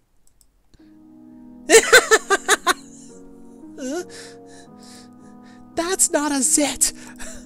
That is a whisker! There is a whisker growing out of my face!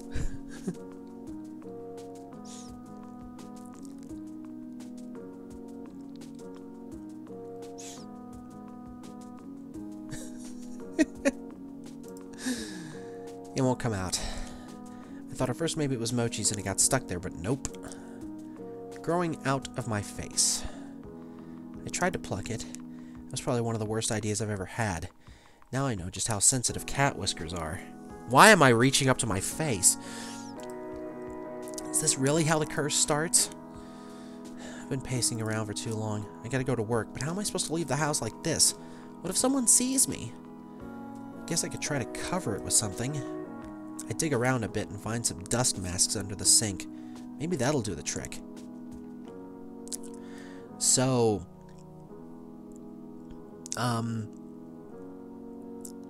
it's not usually something that people have in their home, but at the same time, it's not a bad idea, especially if you're living in a metropolitan area that has a lot of smog. Sometimes there are smog advisories, and people will sometimes have to have dust masks whenever they're outside. Excuse me. It's also very helpful if you have something that's contagious. I've actually seen some people wear them at work. They're just like, I'm contagious, but I'm here, so you know, I can pretend I have a cold or something. Or not, because trying to put it on feels really awkward against my face. I'm at a loss here. I'd call one of the staffers, but I didn't get their numbers yesterday. I guess it'd be hard to use a cell phone as a cat anyway. I'll just have to go to the cafe and hope someone's there to ask. I didn't run into anybody on my way to the cafe yesterday. Knowing my luck, there'll be a whole crowd or something. I keep my head down and walk quickly. Jeez, my face itches. I hope another one isn't coming in. Thought is enough to make me pick up my pace. Running to work is going to be a theme for me. I say that as one of the cats sneezed behind me. Maybe it'll keep me in shape. I just hope I can keep my human shape, too. Why are there so many people milling around the front of the cafe today? This is exactly what I was dreading. It's like they showed up specifically to look at the magical mutating cat person. As I approach the cafe, the whisker falls off, like a dead leaf or something. Look at it just flutter to the floor. I leaned down to pick it up. If I hadn't seen it happen, I would have thought it fell off of one of the cats. This is stupid. This is so stupid. My eyes start to sting. I can't tell if I should be mad or crying or both. This is just really, really stupid, and I don't want to deal with it.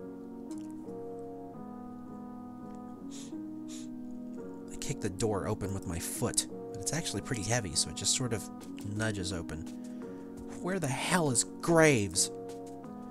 Looks like most of them are already here. They're already setting the table for breakfast. Like this is just a regular, normal day where nobody grows cat whiskers. Oh, Avery. I don't think he's in yet. What's the matter? This is the matter. This whole dumb situation. You probably can't see the whisker I'm waving around, but I don't care. He knows what I'm talking about. Oh, is that yours? What kind of cat are you? I'm not any kind of cat. I'm a people. I can't believe this. Oh, come on, Avery. You should have known this was going to happen. How the hell was I supposed to know? It sounds like somebody here didn't read their contract. The safe areas and other tips are mentioned in the welcome pamphlet. What contract? You signed some paperwork when you started, right? Yeah. Well? How can you all be so chill about this? We work for an evil dungeon lord who's turning us all into cats. I don't think they're called dungeon lords, Avery. None of us are happy about it either. We're doing what we can. There's gotta be more you could be doing. Where is Graves? He may be upstairs, but I don't know. I remember hearing Graves going up some creaky steps yesterday. Maybe that's his office or something. Whatever it is, that room's gonna be missing a door after I kick it off its hinges. I storm towards the back of the cafe. The steps must be back here somewhere. Hayes and Mason are in the kitchen. Hayes is gawking, and even Mason's got an eye on me. Avery, where are you going? I've had enough of this. I gotta give him a piece of my mind. What? This curse crap. The others trail me to the kitchen. What am I, the cat herder? Avery, chill out. We aren't all mad about it. Most of us signed up for it on purpose. It's done some good things for some of us. Well, I'm mad about it. I'm mad as hell. Turning into a cat won't do jack for me. I know you're mad, but it's not Graves' fault. He does a lot to help us. We owe him. I don't owe him a damn thing. Seriously, Avery, shouting at our boss isn't going to change anything. There's nothing we can do about it right now. Let's just sit down and talk about it.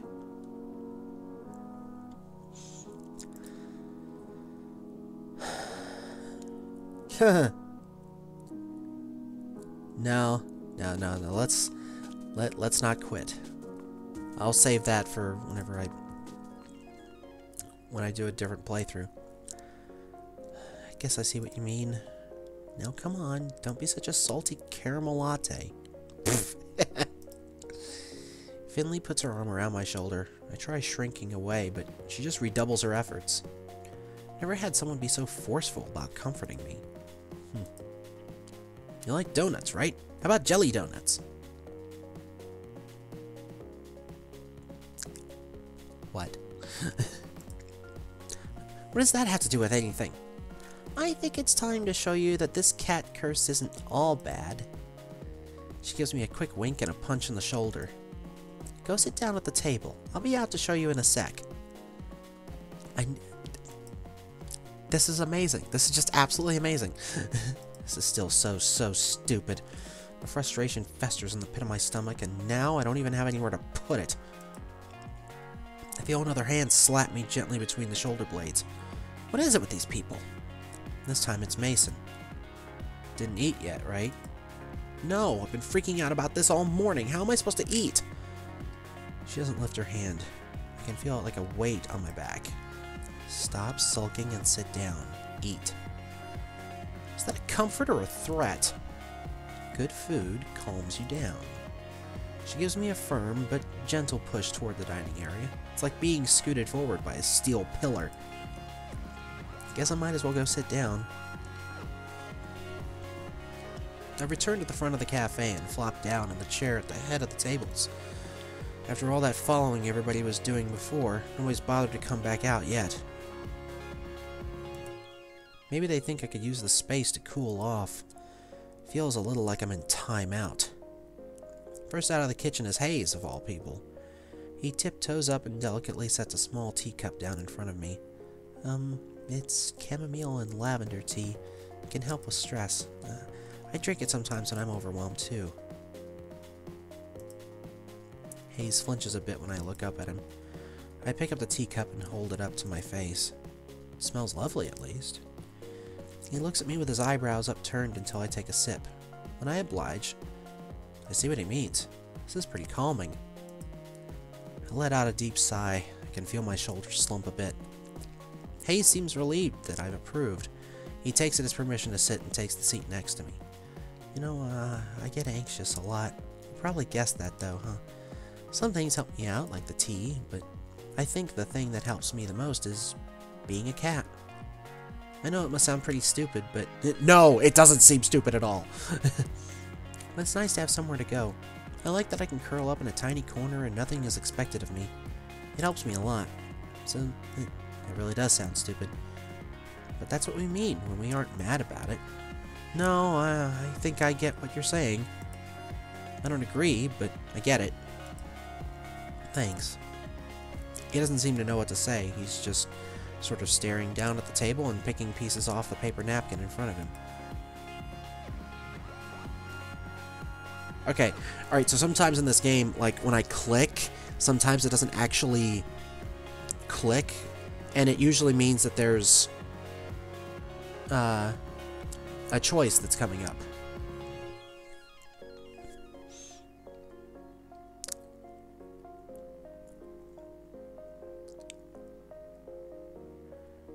You know what? Do you hate being around people? Huh? I mean, why would you work in a place when you're around people all the time if they make you nervous? Oh. They say it's like a muscle. You have to work on talking to people to get better at it. So, I thought I'd try it, but... So you jumped right into the deep end. I guess so. Hey, do I make you nervous too? What? I mean, I don't want to make you nervous. You can talk to me whenever you like if you want to. I don't know, practice or something. Oh, thanks. Of course. That's what coworkers are for, right? I guess so. Well, it's a start, I suppose. Esteemed patrons, may I have your attention, please? Especially you, Avery. Where is her voice even coming from? Down here, kiddo. Huh? I look down and... oh my god. You're Jelly Donut? It's me, a real-life internet sensation. You're so surprised. You should see the look on your face right now. So you've really capitalized on this curse, huh? I just started making videos as a way to have fun with the situation. Who knew it would make me a celebrity? I'll give you my autograph later if you like. No, I'm fine. She gives my leg a playful pat and then gives me a wink. You're so starstruck. I am not. You so are. I bet you spend a lot of time on the internet. I bet you know all about me. No! You're blushing. Why would I be blushing about a cat? We'll cut the shtick, both of you. Reese saunters up, serving platter in hand. He nudges Finley aside with his foot, scooting her a good distance from the table. Rude! Are you over your temper tantrum, Avery? Well, I almost was, but then you had to come in here and call it a temper tantrum. No sense of humor, just like I said. He reaches over my shoulder and sets up plates of pancakes down in front of me. God, no, I'm really hungry. Finley, go change back. I don't want your dirty feet on the table. God, I'm gonna sneak nip into your clothes next time you're on cat detail. Despite her threat, Finley saunters off, tail flicking, into the break room. She returns a moment later and flops down on the seat across from me, but not before grabbing another stack of pancakes from Reese. She's already digging into her food when Mason comes from the kitchen and takes her usual seat. Landry follows close behind her with another tray of pancakes, and the rest of the table pounces on their breakfast prey. See, all of the descriptions and everything, like, this makes me so freaking happy. How are you feeling, Avery? Better, I guess. Glad to hear it. We didn't mean to spring this on you, but I think we all forgot how confusing it all was at the start. I know I assumed you already knew what was happening. So am I the only one who didn't read the contract? Did it say, like, hey, I'm gonna turn you into a cat, or something? Not in so many words, at least. But of course we all read it, right? Wow. There are varying degrees of sheepishness going around this table right now. Nope. I didn't really understand the safe zones talk and things. I thought it was all about safety protocol, but I didn't ask. Hayes shrugs and looks intently at the maple syrup pooled on his plate, which I'm choosing to interpret as no. I skimmed it. I got the potential for great power, but at a price part, but the specifics... oh my god.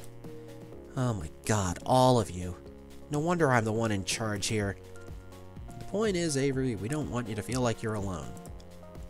We've tried finding out more about it, but we all hit dead ends. Yeah, you can't exactly wiki how to cure a cat curse. Well, you can, but the results are, well, they're from the internet. Why didn't you just ask him? Oh yeah, I did. I mean, he said something like, we are but actors on the stage of life, and we have been cast in the drama of this cafe. That sounds like something he would say. And you bought that? And everybody just sort of nods and agrees with Reese. Wow. But we're all in this together. We're like teammates now, and we can figure it out, with or without Graves. Yeah. Yeah. You're right. We could do this. I raise my fork, pancake piece still attached like a musketeer giving a salute. I get varying nods and murmurs of agreement, but nobody follows my example. I thought we could have made this a thing. What we need to figure out first is crowd management. Jelly Donut days are rough, and we need to be ready. I think I should spend time with Mason. To help her in the kitchen, of course.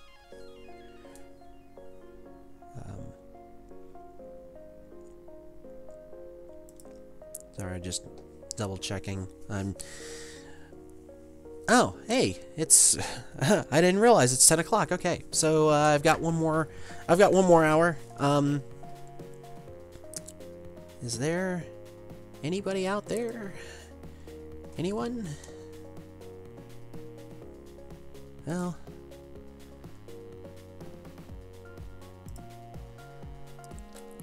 Okay, well, in case anyone's going to watch this afterwards, well,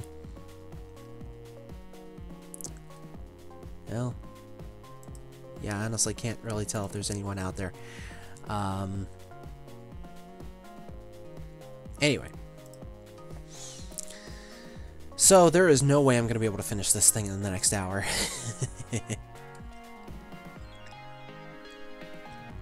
Okay, you know what? I'm going to go ahead and do it just because it's my thing. I like to do that. So, for those of you watching, just in case I can't tell if there's anyone heading up there, I'm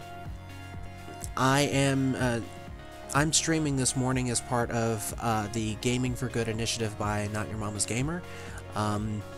The Gaming for Good initiative is usually a 24-hour marathon of different streamers getting together and trying to raise awareness and support for specific charities. I've participated whenever when they did the ACLU, when they were supporting the Trevor Project. This time it's Direct Relief. Direct Relief is a non-profit, non-partisan organization with a mission to improve the health and lives of people affected by poverty or emergency situations. And supporting Direct Relief is going towards the people of Puerto Rico. More information about Direct Relief is at directrelief.org. I have a link down below. If you see me on Twitch, I've got a link for our Tiltify page to make your donations. You can also find more about Not Your Mama's Gamer at nymgamer.com. And I'm going to get back to the game now.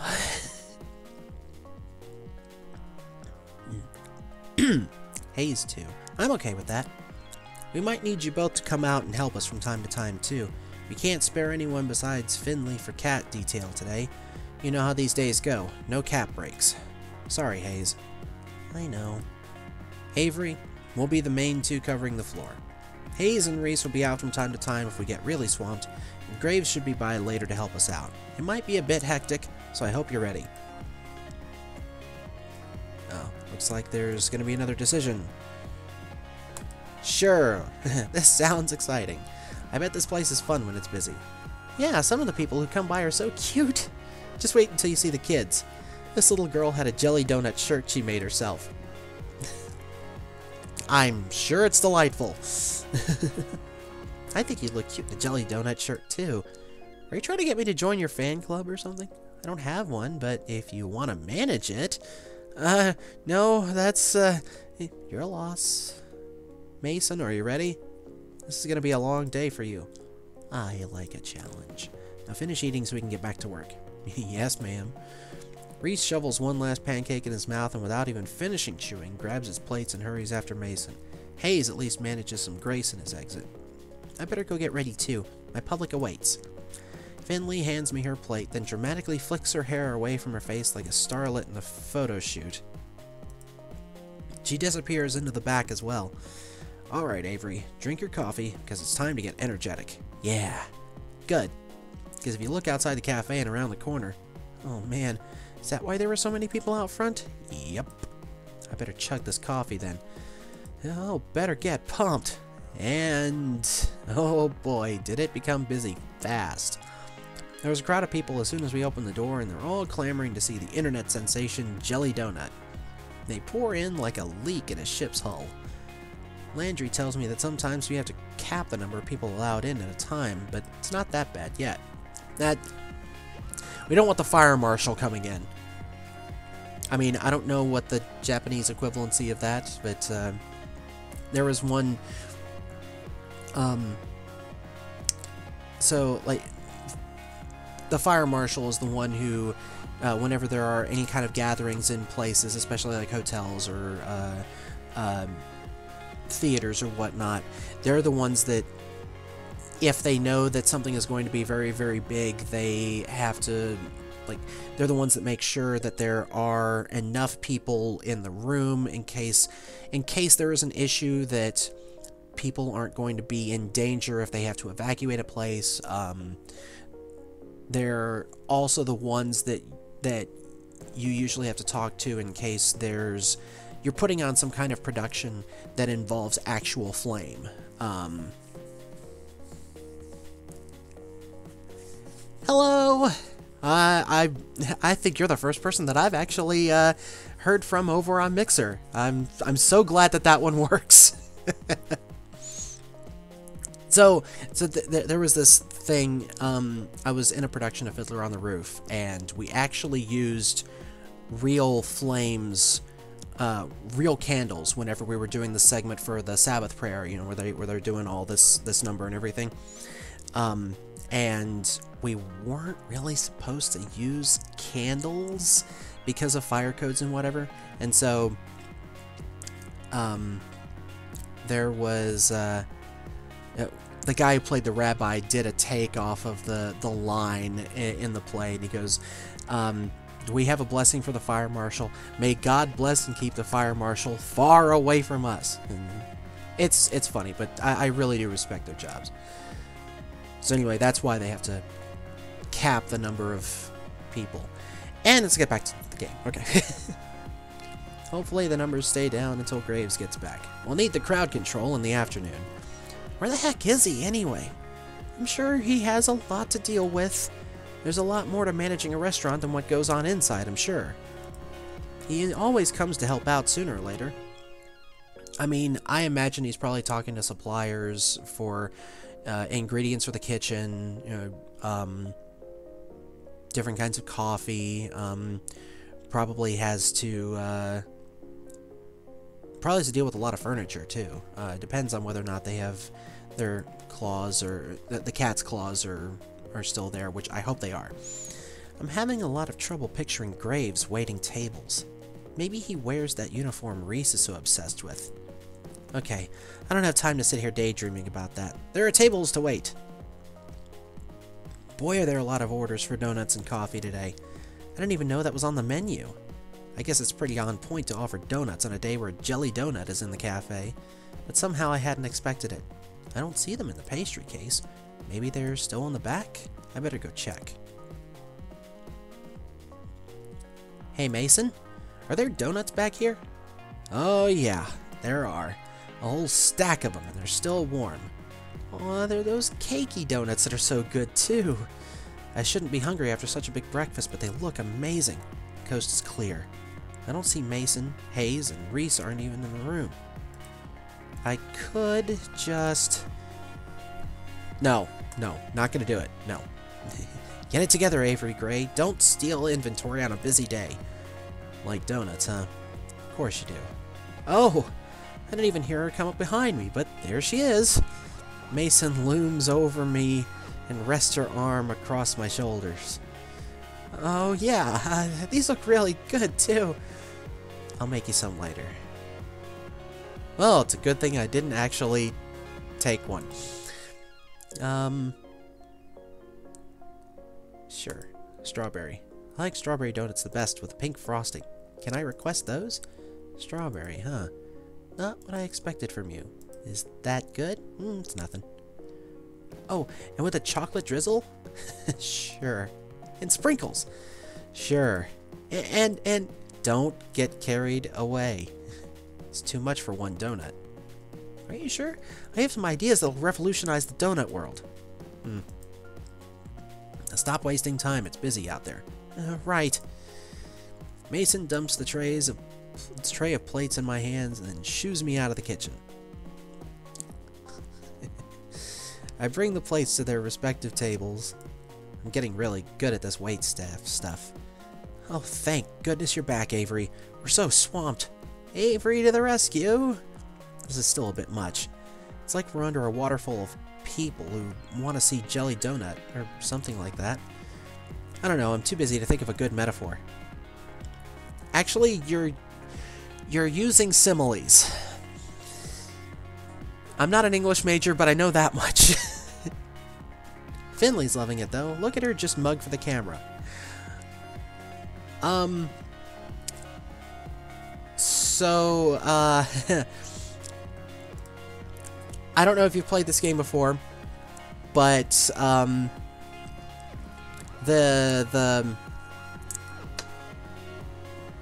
if you haven't, there's a bit of a spoiler, but it comes on very, very early in the game. That, well, we'll just see what happens. And there they go again. Someone else trying to put their donut on her head. Excuse me, please read the rules. We can't let customers bring food to the cat play area. Fine, whatever. Jeez. You see something on the internet and you think it's okay to do in real life? Some people. Someone better talk to that kid about these bad habits she's encouraging in people. The offending customer has already vanished back to his table. Now there are 3 people who have taken his place. We need more babysitters. 1 at a time, please. No flash photography.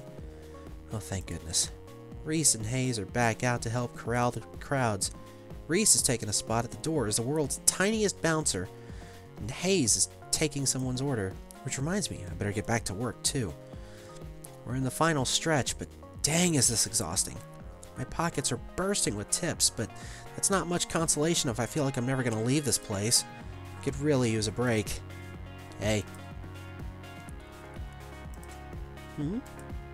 What's she doing out here? Does she need a break too?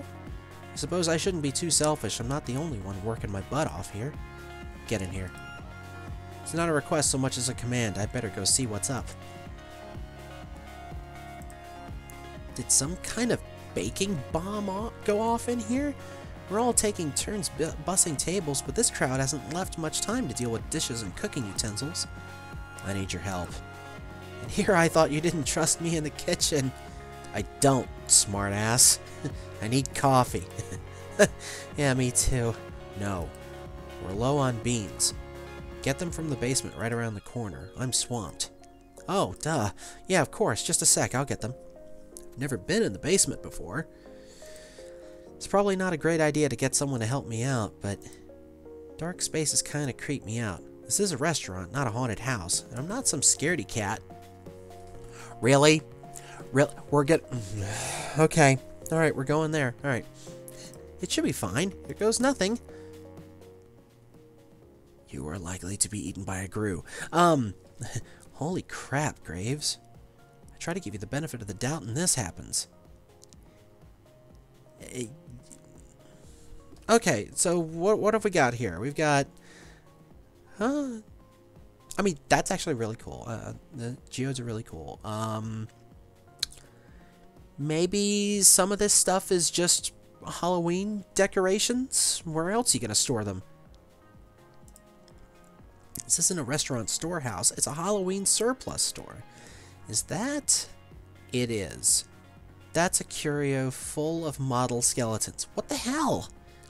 What's he got padlocked in that cabinet? Do I want to know?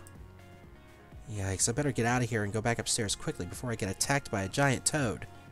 Or a grue. I find a giant bag of unground coffee beans that I'm sure I could just barely lift myself. But more interesting is the book that's resting on top of it. With its worn leather cover embossed with silver swirlies in the shape of a cat.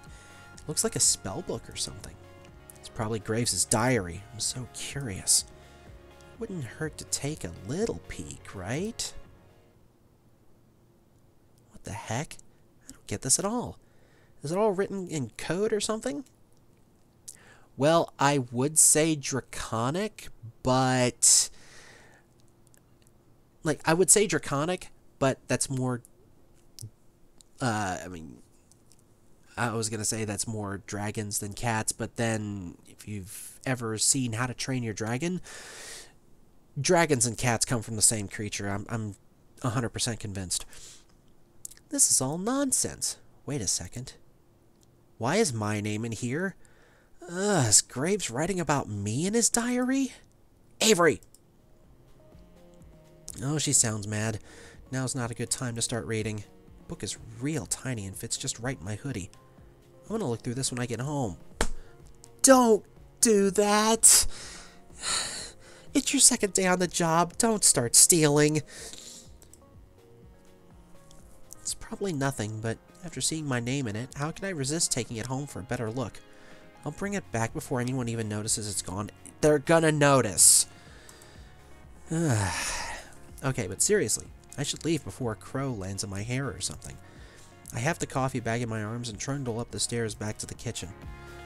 The light of day. It was way too quiet in that basement. I barely get the door open when I hear a muffled noise from the dining room and the clanging of pots and pans in the kitchen. Get lost. Took you long enough. Sorry, I don't know my way around down there yet.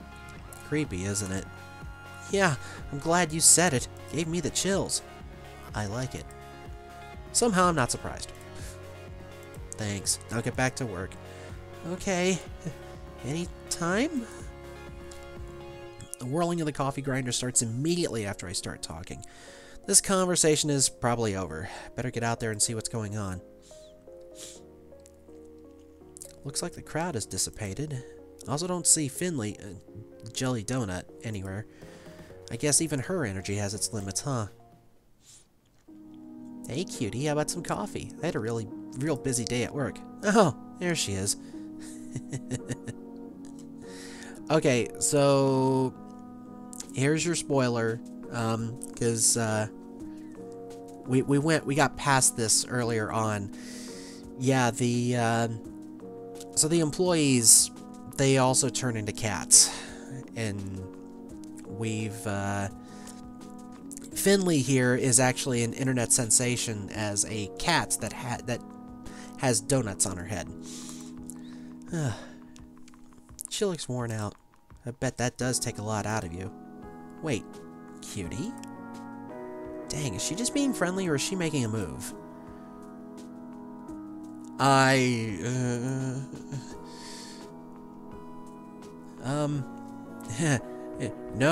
No. Okay. One coffee coming right up. Want me to put anything in it? Oh, you sweetheart. Skim milk and 2 sugars, please. You got it. I fetch her a cup of coffee, just the way she likes it. Once I make it back, I catch her looking at her phone. The cafe got some really good comments today. We should see a nice boost in traffic from this. So is this what you mean by social media expert or whatever? Yep. I run the company message board and all those other accounts. Jelly Donut was something I started doing to get more cafe traffic. I didn't expect it to get so big. It's actually a lot of fun. You should join me when you start transforming too. Oh boy. I could use a sidekick. Oh, yeah. I'd forgotten about that until just now. Oh, sorry. Just trying to help. Here, come sit with me a sec. It's quiet enough that Landry can take care of the remaining stragglers, so it should be fine if we sit for a minute or two. Really, though, it's gonna be fine. We all stick together here, and you're part of the family now. Got it? You have sprinkles in your hair. She reaches up and finds a treasure trove of sugar stuck in her bangs. So I do. I mean it though. Got it? Yeah, thanks. Got any room for another at this table? Guess there weren't too many left after all. I glance downstairs and it looks like he's already locked the door. Always. Landry scoots a chair next to Finley. I guess the cafe's closed now. I expect you all won't spend too much time lollygagging. We have cleanup to do. Jeez, Dad. Lollygagging? Really? I don't know, it was the first word that came to mind. Reese, why don't you sit with us too? We could all use a break. I suppose so. Where are Hayes and Mason? Oh, you know Mason, she's probably already gone. She doesn't stick around after ships to help with cleanup? She gets here earlier than any of us for prep, so it's only fair she also leaves early. That's fair.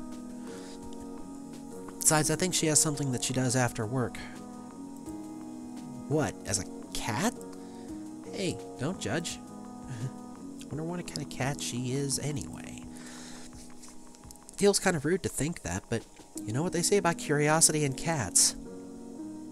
Yes, the whole quote is, I think this is right. Curiosity killed the cat, but kindness brought it back. I think that's the full quote. I should see if she's here to thank her for her work. I'll be right back. Tell Hayes to come join us if you see him. You got it. Wow, the kitchen is pretty clean already. Was Mason that quick? Oh, there she is. I caught her before she could go. Mason! What? Oh, you really busted your butt today. Thank you. It's my job. She's already got one foot out the door. She seems irritated that I interrupted her.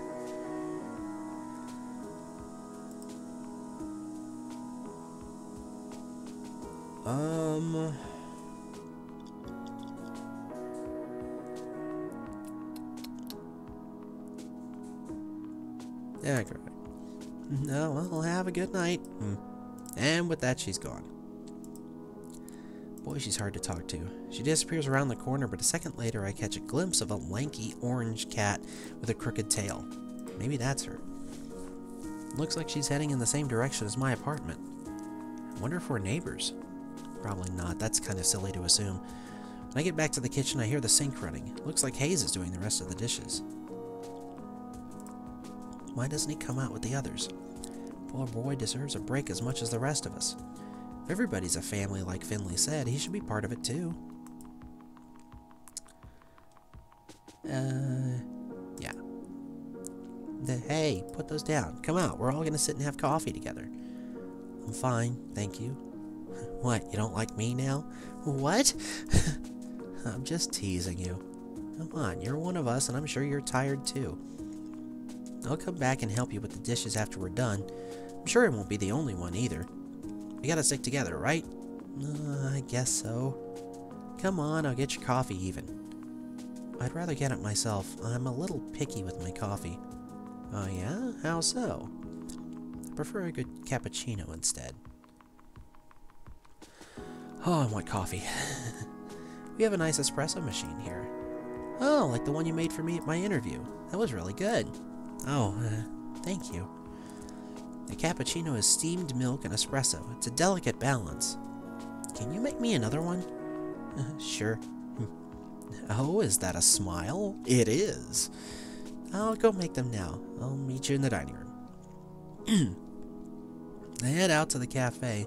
Hayes walks with me at first, but slips upstairs as soon as we reach the staircase. There are a series of loud whirring noises, and he returns with a cup in each hand. He's careful as he hands me mine. It's still a little hot. It looks amazing. Thank you. I head back upstairs, coffee in hand, and return to my seat. Hayes follows shortly after and sits at the table next to us. I reach out and drag his table a little closer to us. We all sit and talk over coffee for a while. We divide the tips, careful to leave a separate stack for Mason when she gets in tomorrow. It's getting pretty dark. I should get going soon. I say goodbye to everybody and head out. They're all staying late again. I can understand that. Of course, they'd want to be human for as long as possible. I'm going to enjoy this while I can. The gravity of the situation weighs on me as soon as I'm out the door. What the hell am I going to do once I start turning into a cat? How can I explain that? Nobody would believe me. Meow. Hi, Graves. And the thought flies out of my head. That black cat with the odd eyes is back. It sits in the middle of the road. Something dangles from its mouth, but I can't tell what. How much you want to bet it's a key? Quit it, Graves. I know that's you. The black cat stares back at me impassively. Playing dumb isn't gonna work. The black cat flops onto the pavement and splays out its legs. Oh, no shame. Just like a cat. It's not even looking at me. Maybe I'm off on this hot tip after all. I guess sometimes a cat is just a cat. Everything's getting to me. All the more reason to go home and get some sleep. I'm almost home now. I should figure out what I'm gonna do for Huh? Okay, that's not a key. Something just hit my back. Get it off, get it off, get it off! Wait, it's gone? I see the black cat at my feet. What the hell? Damn it, Graves. I don't care if this cat is Graves or not. I'm calling it that until I'm proven wrong. The black cat trots off somewhere. Is it just me, or did that just sound like someone saying the word meow? Worse than that, it sounded kind of smug? Graves. Maybe it's not him. Maybe I just smell like cat and attract other cats now. I better get home before I'm jumped by more strays. I run the rest of the way home and slam the door behind me. I can't take this. If my hair wasn't already white, it'd be turning that way. You're late. Who said that? I look down. Mochi's fat face is looking up at me. Oh, no, no, no, no, no. No, no, no. I'm not doing this. I dump some kibble in Mochi's bowl, then go to my room and close the door behind me. I shamble into my pajamas, but when I bundle up my hoodie, I feel a firm, squarish bulge in the pocket. Yeah, it's the book you took without asking. The book. Maybe something useful is in here. I start to flip through the book again. There's my name. And there's Hayes, Finley, Mason, Landry, and Reese. This must be a clue of some kind, but I don't know what it's supposed to say. All these words look like they've been written by birds hopping around in ink. Or cat. Maybe this is a cat that's like got got a pen or a something in its mouth. I toss my hoodie on the floor and get to work. Maybe I can decipher it. If I hold the book upside down, no. Is there a cipher? No. Aha! A cipher? Remember when Graves was asking about ciphers? I don't know why I bothered looking. Of course it won't be that easy. I try for another 20 minutes or so, but it's useless. I give up. Frustrated, I drop the book. It hits my hoodie and ungracefully tumbles over. I shuffle them away with my foot and something tumbles out. What is that? It looks like it fell out of the hood. A bookmark? Did I leave that there? Why would I put anything there? It's not a bookmark. It's from the... It was from the cat. I pick it up. Looks like it's got some weird holographic center. It's kind of pretty. I should bring it back to the cafe tomorrow along with that stupid book. I go to tuck the bookmark into it for safekeeping, but...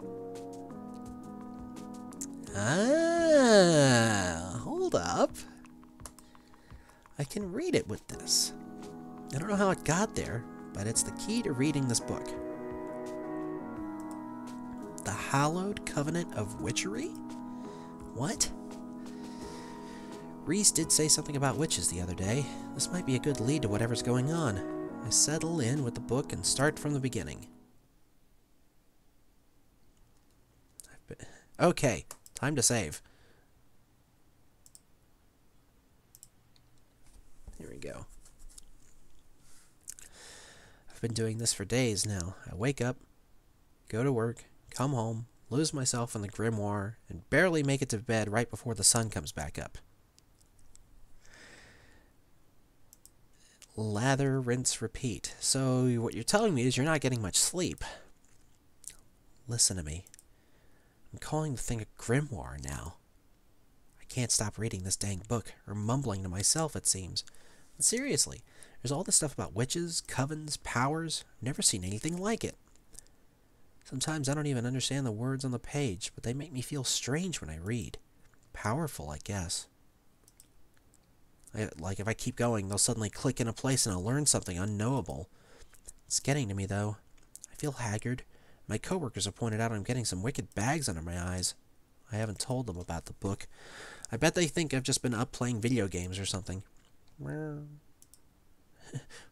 What's with you? You're so friendly lately.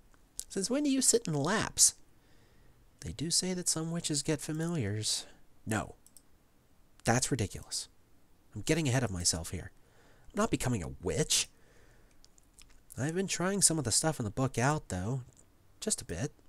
Can't blame me for that. That's just like saying, how hard can it be? Hear me out, but I think I managed to move a cola can with magic. Maybe it was balanced weirdly or something and fell on its own, but it felt like it worked. I've definitely been reading this gibberish book for too long. I should stretch my legs or something. Right, Mochi? See, even Mochi agrees, and he hates exercise.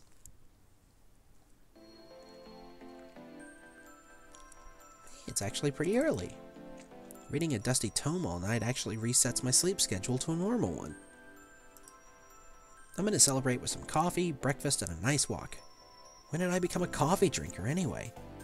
It's not bad at all, now that I've gotten used to it. The stuff I drink is actually a real shade of tan now, almost.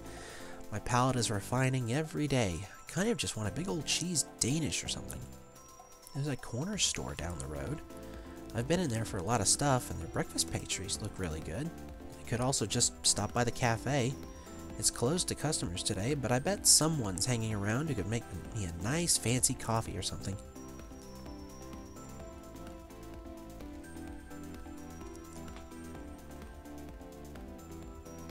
Let's go to the store. Oh wait, what about those safe zones?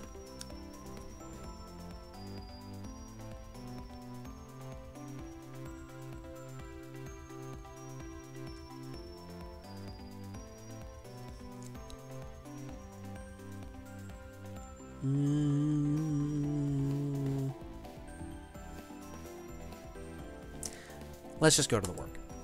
You know what? Why waste money when I can just get some coffee for free at the cafe? I'm still not real great on that water-coffee grounds ratio, but better I learn with myself than with customers, right? Last time I tried to make coffee was a disaster. It came out as this gross brown water. I really have to learn to do this right. Yeah, that's fair. I'm not very good at making coffee. I can make tea pretty well. It doesn't look like anybody's here yet. There's some lights on in the cafe and on the floor above, but I don't see anyone moving around inside. Maybe I was wrong about people coming here on their days off? Is it really just gonna be me hanging out at work like I have nothing better to do? Alright. I'll just go make some coffee and then figure out what else to do for the day. Luckily, I just got my key. I can unlock the door and let myself in. Even though there are no people around, the cafe still feels busy with all these cats milling around. There goes Hash Browns, bossing around some other cat like usual. Now is making eyes at his own reflection on the floor. Kodak's in the cute little ball by the window. Marina and Ein are catching some sun. Aw, Junta has his paw around one of the other cats like they're spooning. Who is it? I peek in closer to get a look and maybe a photo, but when I see that little seal pointing nose sticking out, I pause. Is that Hayes? His ear flicks and one eye shoots open. It looks like he takes a moment to register what's happening, but once he does, his eyes dilate to the size of saucers. Avery. His tail puffs up and he backs away from Junta at a surprising speed. He bumps into the wall and then hops a solid 6 inches into the air in shock. Hayes, calm down. It's just me. Junta was crying a lot, and then I just sort of, don't make fun of me. Junta is one of our newest cats. He's a sweetheart stray we found wandering the streets, but he scares easily, so he gets clingy sometimes. Why would I do that? It was really sweet of you. Slowly I reach down and scratch Junta behind the ears. He's confused by all the commotion, but doesn't seem too stressed about it. You're so thoughtful about the cats. It's great. Aww, they're precious babies. I guess so, thanks. I'm jealous, actually. I wish I could sleep in a pile of cats. It's pretty nice. He seems to have calmed down a bit, thankfully. How about some coffee? I could go for a cup, and I bet you could too. Okay. Yeah. I'm gonna change back.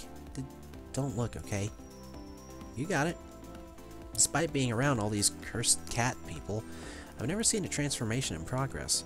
Maybe it's not something I'm supposed to see. Anyway, It's probably as rude and creepy as watching someone get changed, so I'm not about to peek. Okay. Would you like a cappuccino? I'll go make us some coffee. That sounds great, thank you. Score. I don't have to mess with the coffee machine after all. I sink into my favorite spot on the big circle couch and take a big ol' sip of my coffee. I could sit here all day. Maybe I will. Oh, Avery, you're here early. Yeah, I thought I'd come see what everybody's doing. I've been cooped up in my house too long. It's good to see you. I'll be around doing some handiwork, but let me know if you need anything. Right. He's a woodworker. He's probably the one that's responsible for all the modifications. No, don't worry about me. It sounds like you'll be busy enough. There's the door again. Hello, hello. So, Avery, what breed are you? Do you know yet? Excuse me? Cat, I mean. Sorry, is it still a sensitive subject? No. Nothing's happened to me since the day I grew the whisker. I figured it'd take more time. That's strange. I turned in about a week. Yeah, me too. Hayes nods from the other couch. This wouldn't be the first time Avery's slow on the uptake. Oh, you bastard. Ugh. Were you just standing there waiting for a chance to say something like that? Of course not. He totally was. They're right, though. Playing with that book made me totally forget about the curse. Why haven't I seen any changes since then? Well, I'm gonna go do some laundry. Let me know whenever you find out. I'm betting you'll be a silver tabby or something pretty like that. I hope the type of cat I become is still a person.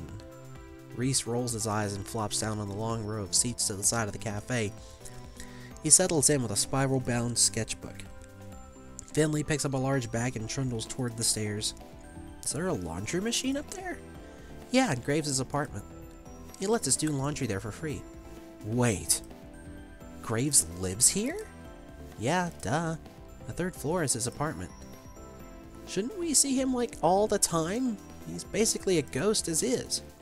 He's usually out until really late at night and leaves pretty early in the morning.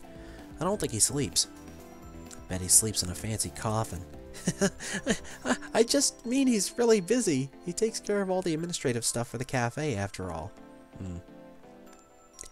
Hey, business owners, they have weird hours.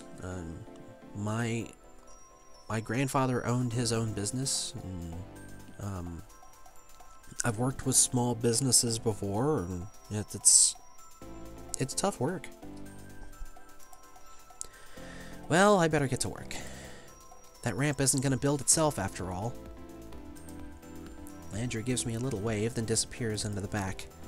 He's back a few minutes later with hands full of lumber and a roll of carpet. So that's why all that stuff was in the basement. Sorry, might get a bit noisy in here. That's no problem with me. I suppose, if you must. Landry and Reese go back to work. A few minutes later, I hear Finley. I peek up at the balcony and she's fiddling with a laptop or something. Everybody seems to be keeping themselves busy. Maybe I should help one of them?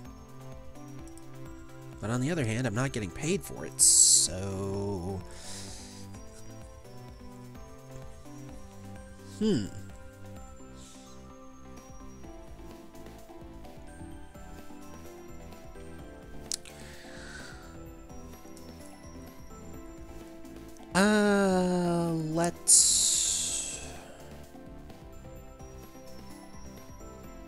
Let's help out Landry. What's Landry hammering over there? He said something about a ramp. What's up? Oh, Avery. Just making some adjustments to the cafe for some newcomers. Oh, cool. Let me help. You don't have to do that. I don't, but I'm gonna. He laughs, but he keeps going about doing what he was doing. I guess that's his way of saying no. Aw, there's gotta be something I could do. Make sure no cats come over while I'm working? I don't want them trying to plan this until we get all the carpeting on. So it looks a lot different than the others. The ramp is cute, but do you think they need it? Graves asked me to install these. He said he's bringing in a kitten with hypoplasia. Oh no. What's that? He says it's a condition some cats are born with that affect their coordination. Oh no. Oh. I don't want the little guy to get hurt trying to jump up on these platforms, so I'm going to add some ramps to my structures. I almost didn't catch all of that because he's just hammering away while he talk. Can't even take a break for a little conversation, huh? Your structures? Did you make all of these? Yeah. Yeah. These are all amazing. I thought you were just a charming waiter, but you're so talented, too. It's no big deal. I'm really grateful Graves gives me a lot of chances to build things like this, though. I'd miss working with my hands if he didn't set up a workshop for me. Graves did that? No answer. He's just hammering away. Oh! Sorry. Did you see all the saws and things in the corner of the basement? That's for me. Oh, I assumed he was dissecting zombies back there. Avery! He gives me a light, playful slap on the shoulder. His other hand is still balancing a hammer while propping up the ramp. Maybe I should take something from him before this becomes a workers' comp case? Can cats even get workers' comp?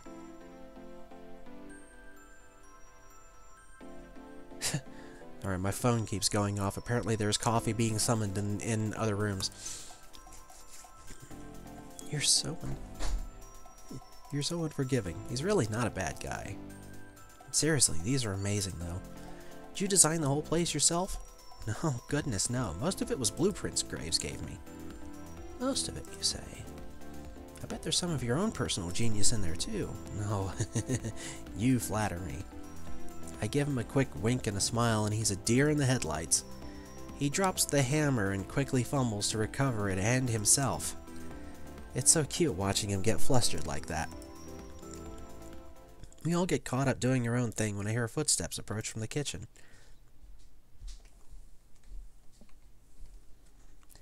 Why, if it isn't the big boss himself. My wonderful cat herders. I see you've been keeping the place well while I've been gone. He looks us over, but his gaze stops on me for just a second. He has a weird glimmer in his eye that I can't really place. Ugh. I'm on to you, buddy. I know you have something to do with that book. It can't have just been there because you're a collector or something. Heck, it has our names in it. I don't really understand those pages, since the bookmark doesn't work on them, but still, it must be something fishy. Landry?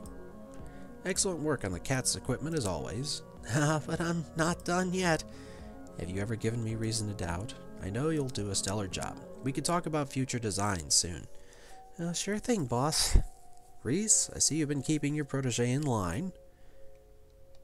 Keep up the good work.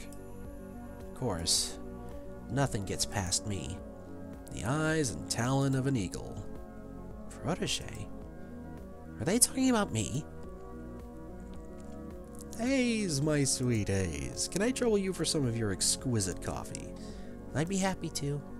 You are a treasure as always. I hope you've been keeping well. Oh, well, Finley! Finley peeks her head up over this upstairs balcony to shout down. Come on, just come downstairs. Present! Your videos are keeping me busy. We hit a whole new attendance record the other day, and 6 adoptions in 2 days. The home inspections never end. I'm sorry you have such a precious, adorable girl here making your business work. You are my internet lifeline. I have no head for such things. I bet he's been lost ever since telegrams went out of style. And Avery. He's real close now. I don't think I like it. He puts his hand on my shoulder and levels his gaze down to mine. That blue eye is so chilling. It really is a telltale heart situation. I'm on to you, Avery. What? You're the fastest learner we've had here yet. I forget you're still new. I feel like he's not just talking about the cafe work. Well, I've been doing a lot of studying. So you have. So you have. He lets go of my shoulder and turns away to the rest of the employees. He definitely wasn't talking about the cafe. He definitely knows something about that book. Well, yeah, he gave the thing to...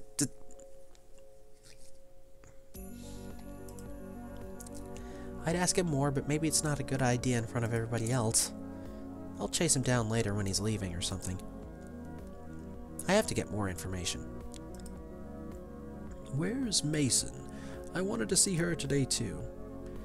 She hasn't been showing up as much on days off lately. Maybe she's found a comfy gig at an old cat lady's or something. Haven't been to your place in ages, though. When did you get here? You startled me. Ah, Mason, I'm so glad you're here. It wouldn't be the same if you didn't join us. As much as I adore your cooking today, I'd rather give you respite. Think I'm gonna cook on my day off? Of course not. That is why I will take the pleasure of providing you, my dear employees, with dinner today. But first, an announcement. He slips back into the kitchen for a moment. When he returns, he's holding a garment bag. Uh-oh. It's the uniforms, isn't it? No. You haven't even let me make the announcement. I know what this is. Absolutely not.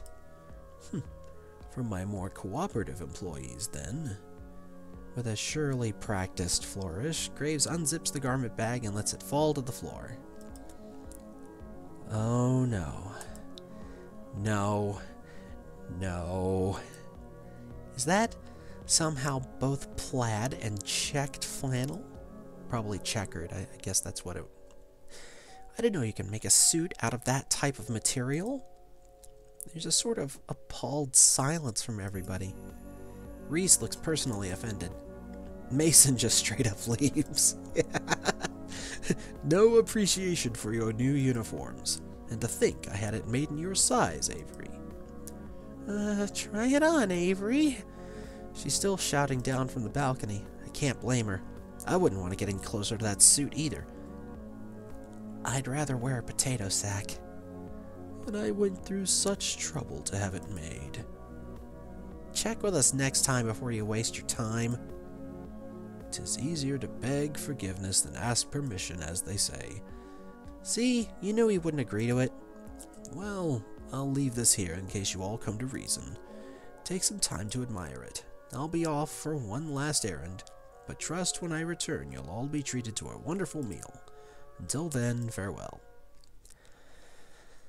With that, he disappears into the kitchen. I'm going to follow him, just to see what happens when he leaves. I get into the kitchen in time to see him slip through the back door. I'm sure I'm going to see that black cat. I just know it. I peek out the door as he leaves.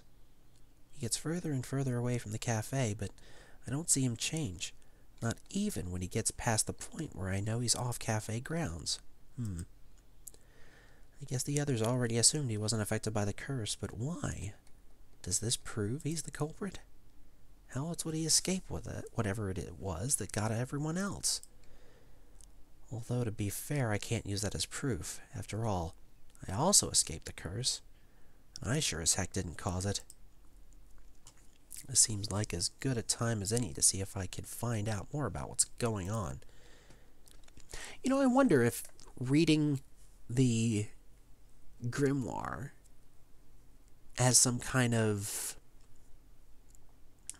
you know, just reading it itself as a property for controlling, or like, you know, allowing you to control your transformation. I peek back into the main cafe. Looks like everybody's back to whatever they were doing before. The newly arrived Mason has kicked up her feet on the couch and seems to already be dozing off. Finley did say we have free access to Graves' apartment after all. I could go look and see what he's got hiding up there. I'm also kind of curious about what it looks like. Then again, if he was hiding something there, wouldn't somebody have noticed by now? Maybe he keeps all this magic stuff in that creepy basement. I wonder which would be better to search.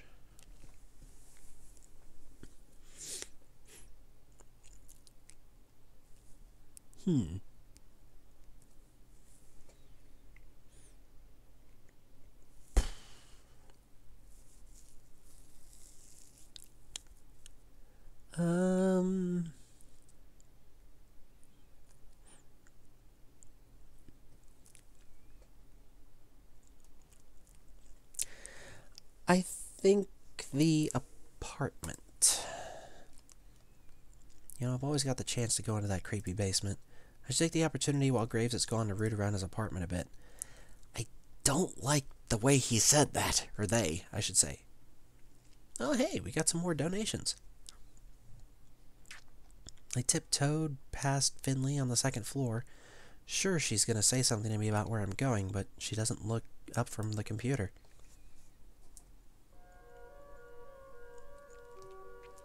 Wow. It's immaculate. This makes me feel embarrassed about the state of my apartment right now, but whatever. He's probably showing off because he knows people come up here a lot. It's well designed, too. I can make fun of the guy all I want, but I have to admit he has a sense of style. Interior decorating-wise, at least. Heck, the cat castle looks downright regal. Excuse me. I wonder if Landry built that one. I don't see any cats in the apartment, but it would make sense that he'd have a setup for them, right? There's probably one in here somewhere. Ah, there we go. I see a single suspicious blue eye peeking at me from inside the castle. Is that Graves? A black cat peeks out. It is. No, I wouldn't think that's Graves. It's not. Well, hey there. The cloudy eye belongs to a dark mass of black fur that refuses to move, even though its gaze follows me everywhere I turn. Hey, buddy, it's okay. A sleek tail thumps in annoyance against the carpeted castle wall. I see you've met the great Countess Dracula. Shoot.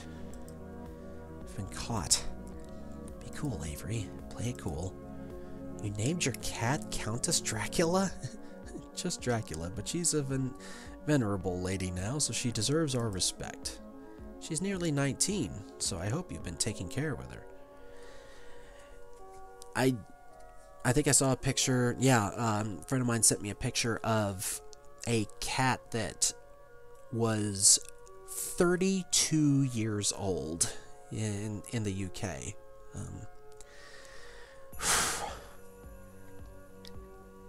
Nothing would hold that cat together except spite. Graves leans forward and pats his hands on his legs. Slowly, Dracula pulls herself from the cat castle and hops down. She looks good for her age. She's a tad shy with new people, but she's great. We've been through a lot together. Graves sits on the couch and holds his hand in front of him with an almost unexpected gentleness.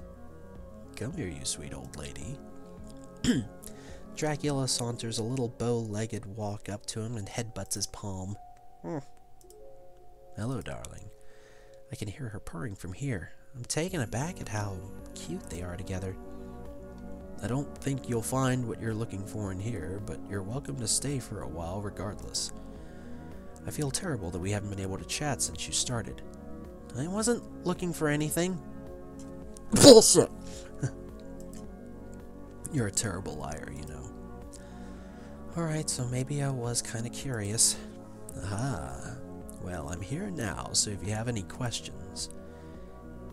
How do you ask someone if they're a witch anyway? Hey, are you a witch? Seems a bit... I don't know about that. I know there's something weird about this cafe. Well, I'd be insulted if you said anything less about a cafe that I designed. I prefer weird. What do you know about this curse business? His eyes flicker for a moment, cold and fiery, before he turns them back towards Dracula. We are all cursed in our own ways, Avery. There are some instances where you must be your own savior. I will if you won't help me. You're a strong one. I like that. Hell or high water, I'm gonna stick it to Graves and get this dumb curse lifted for everybody. How about that? Well, I'd best be headed back out. I need to make a few rounds before I pick up dinner. You'll join us, won't you? Like I'm gonna pass up a free dinner. Of course. He stands up from the couch and lightly ruffles my hair as he passes me. You're a sharp one, Avery. I'm glad you've joined my employ. Well, you're keeping me busy for sure. But he's already gone. How the heck did he leave so quickly? I better get back downstairs. The others might be wondering if I fell asleep or something. I drift from person to person, helping everybody with what they're doing for a while, but eventually the urge takes over. I just want to play with the cats. Kitty.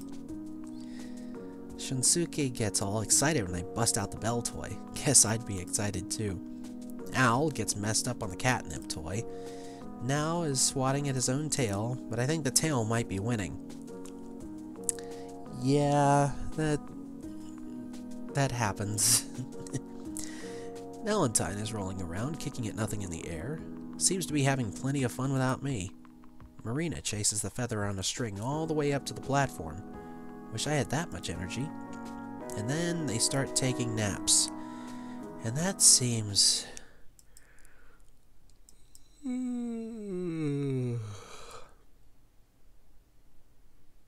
nap time. Will someone please exhume Avery from that pile in the corner? Huh? I jump up with a start. When did I fall asleep? Good morning, sleepyhead. Why is there a garland on my head? In fact, I seem to be covered in cat toys. What the heck? Well, we tried to wake you up with catnip. What is all this? Finley. What? I just put a mouse there to see if you'd wake up. And then you didn't, so I put another, and another, and another. I got some really cute pictures out of it. Oh my God, don't put those on the blog. Oh, why would I ever do that? I fling a catnip mouse at Finley as hard as I can. It ricochets off her head. Ow! Hey. Okay. They won't go on the blog. Good. Today. Oh. Finley, be nice. All of you, stop distracting from the matter at hand. Dinner has arrived. I thought you were going to actually make dinner, not just order takeout. No, we usually order takeout on off days. It's nice to get a change of pace and try some of the other restaurants around here. And there are fewer dishes to wash. The cuisine du jour is brought to us by the Thai restaurant downtown, so you all so enjoy. Avery, I believe you'll be experiencing their splendor for the first time tonight. What did you get? You didn't ask me what I wanted from the menu. I did, actually. You mumbled something about pad thai, then rolled over on top of a bunch of cat toys. Well, I mean, that's what I would have wanted anyways, so... Oh, okay.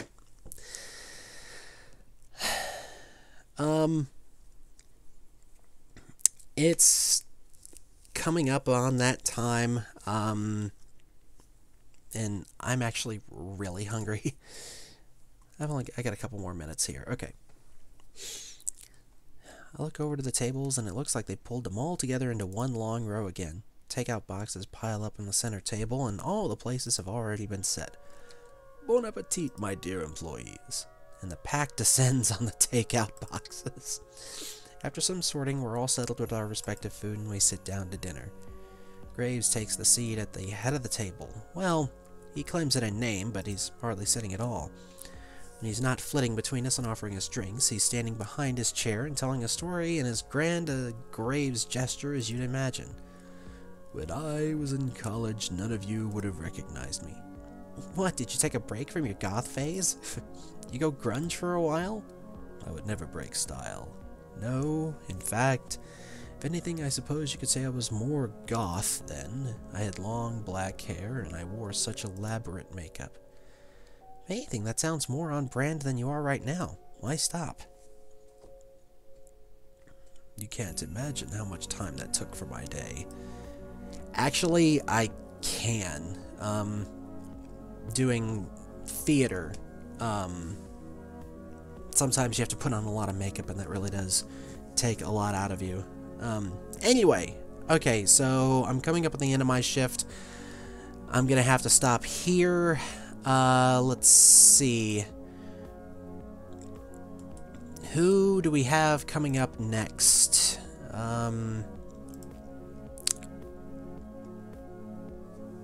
Let's see. Okay, so next, we've got, Jernun, stopped by earlier, over at Mixer. let's see, who all is all on Mixer? Let's see. Oh, Alicia is going to be on, and Moto as well. I've gotten to watch Moto play. Really awesome. Anyway, that is going to... yeah, that's going to be it for me.